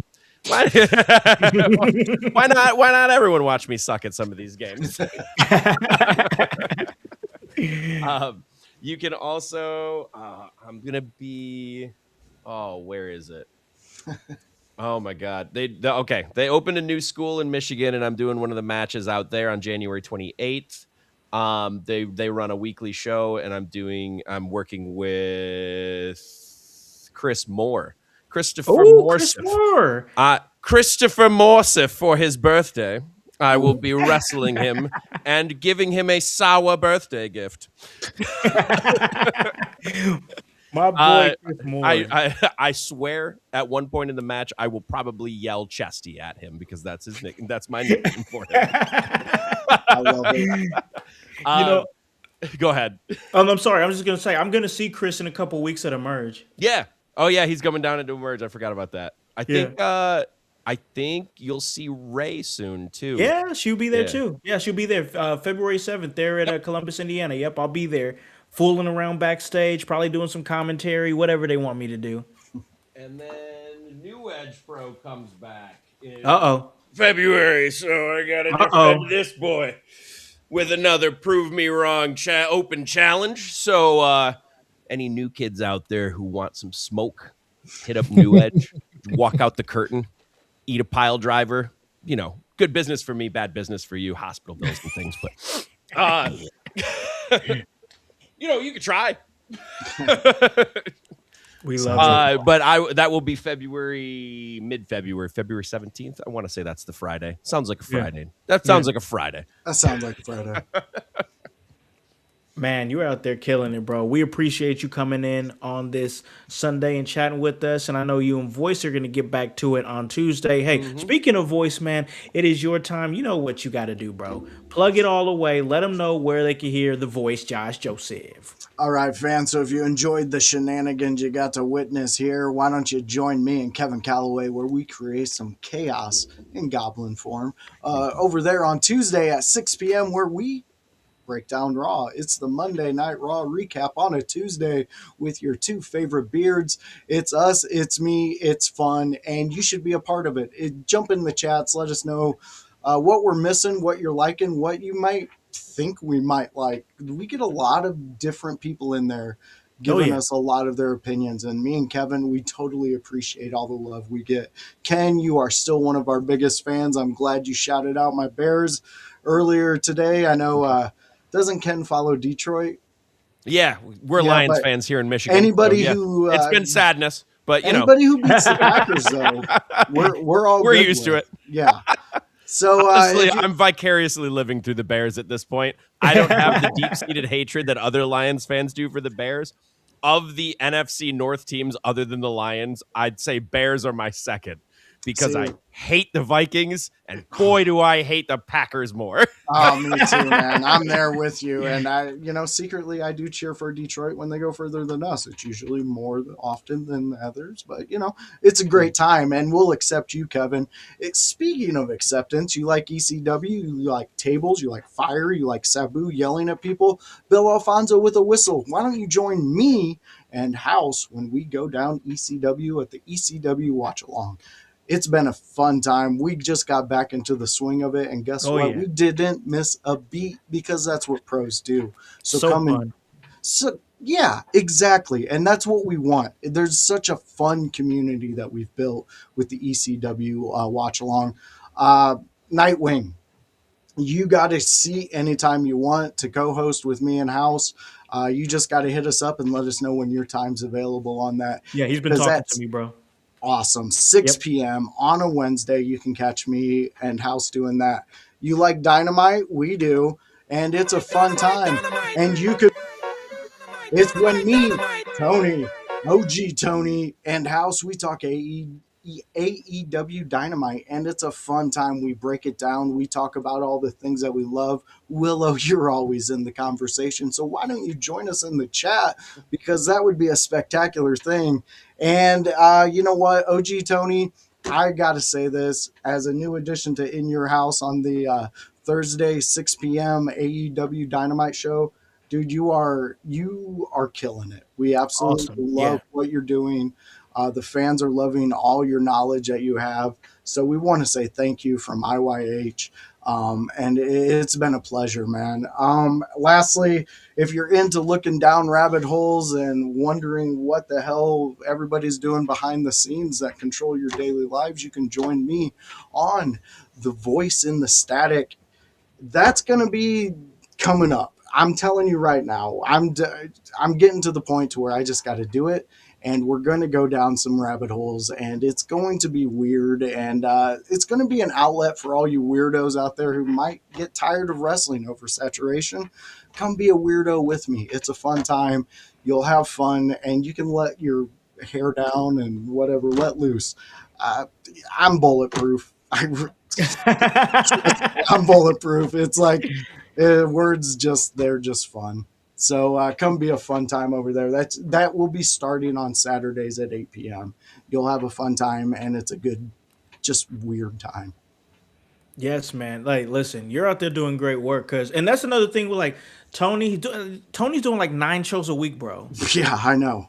Like, he's doing 9 shows a week. I know he said he was retired. I was like, damn. But yeah, and you're doing 9 like shows doesn't sound very retired. No, it doesn't. That man is working. That man is working. Gandalf. That's who that is. He just switched jobs, brother. He didn't quit. He didn't retire. He just switched profession.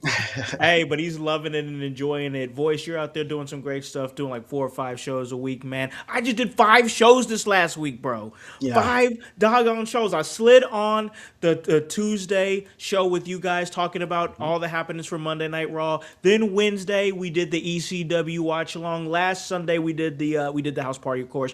Thursday, we did the AEW Dynamite review show. And then Friday, I recorded. I didn't go live, but I recorded and stepped in for the Pope Elijah Burke because he had his charity event over there in Jacksonville, Florida, the Duval Brawl 8. So I went on the Pope's point of view, and it's out now. It dropped Saturday morning on Apple Podcasts and Spotify. I talked about AEW Dynamite. I talked about a little bit of Drew McIntyre because by the time I had recorded it, it had already happened. So I talked a little bit about Drew McIntyre's title win on Saturday morning, and man, it was a good test for myself because I don't get a chance to solo pod that much, which I'm glad. I'm not a fan of solo podding that much. It's not that fun, but I got it done and I did it, and it keeps that iron sharp. So I went ahead and did it, and the episode was great. It's out now. That's Pope's Point of View, episode 317. And I was on it. That was me. So check that out. And guys, we're just going to keep doing what we're doing here, all right? Because we got a lot of things moving. We have got the expo that is going down in March, Squared Circle Expo, March 27th, 28th. That's going to be a vibe. I will be at Emerge on February 7th, and that right there, that's going to be in Columbus, Indiana, and I'm either going to be doing commentary or backstage organizing, whatever. They have me doing a bunch of different things. I just go in there and I do it. Sometimes I manage Paragon. I just do whatever because I do what I want. All right, I just do what I want. But listen, I appreciate you guys coming on, taking your time, coming on here, talking some wrestling, making this a really great episode. Check out everything that Joshua Gresham Gresh is doing on the Gresh Unleashed Podcast and every other outlet that he is doing his thing on there. This dude is a talented producer, and he is out there working. So follow everything he's doing, man. And we're going to keep doing what we're doing. And that's put in that work. And that's HOWSC, and the W stands for work. So for the voice, Josh Joseph, for the Chaos Goblin, Kevin Calloway, and for our guest, Joshua Gresham Gresh from the Gresh Unleashed Podcast. My name is Alakan, the Concept House, here to remind you, tell a friend to tell a friend to tell a friend to hop on this bandwagon, get on or get gone, because the household is still going mighty strong. Hey, you guys have a great week. And we'll talk to you next time. Peace. Yeah. In your house with O'Kon. Hey, O'Kon in your house. Hollywood in your house. Hypocrisy's head in the clouds. Curating all kind of loud. Wrestling in front of the crowds. Paragon's holding it down. Anybody can get it. Josh Joseph standing on his decisions. He is the voice.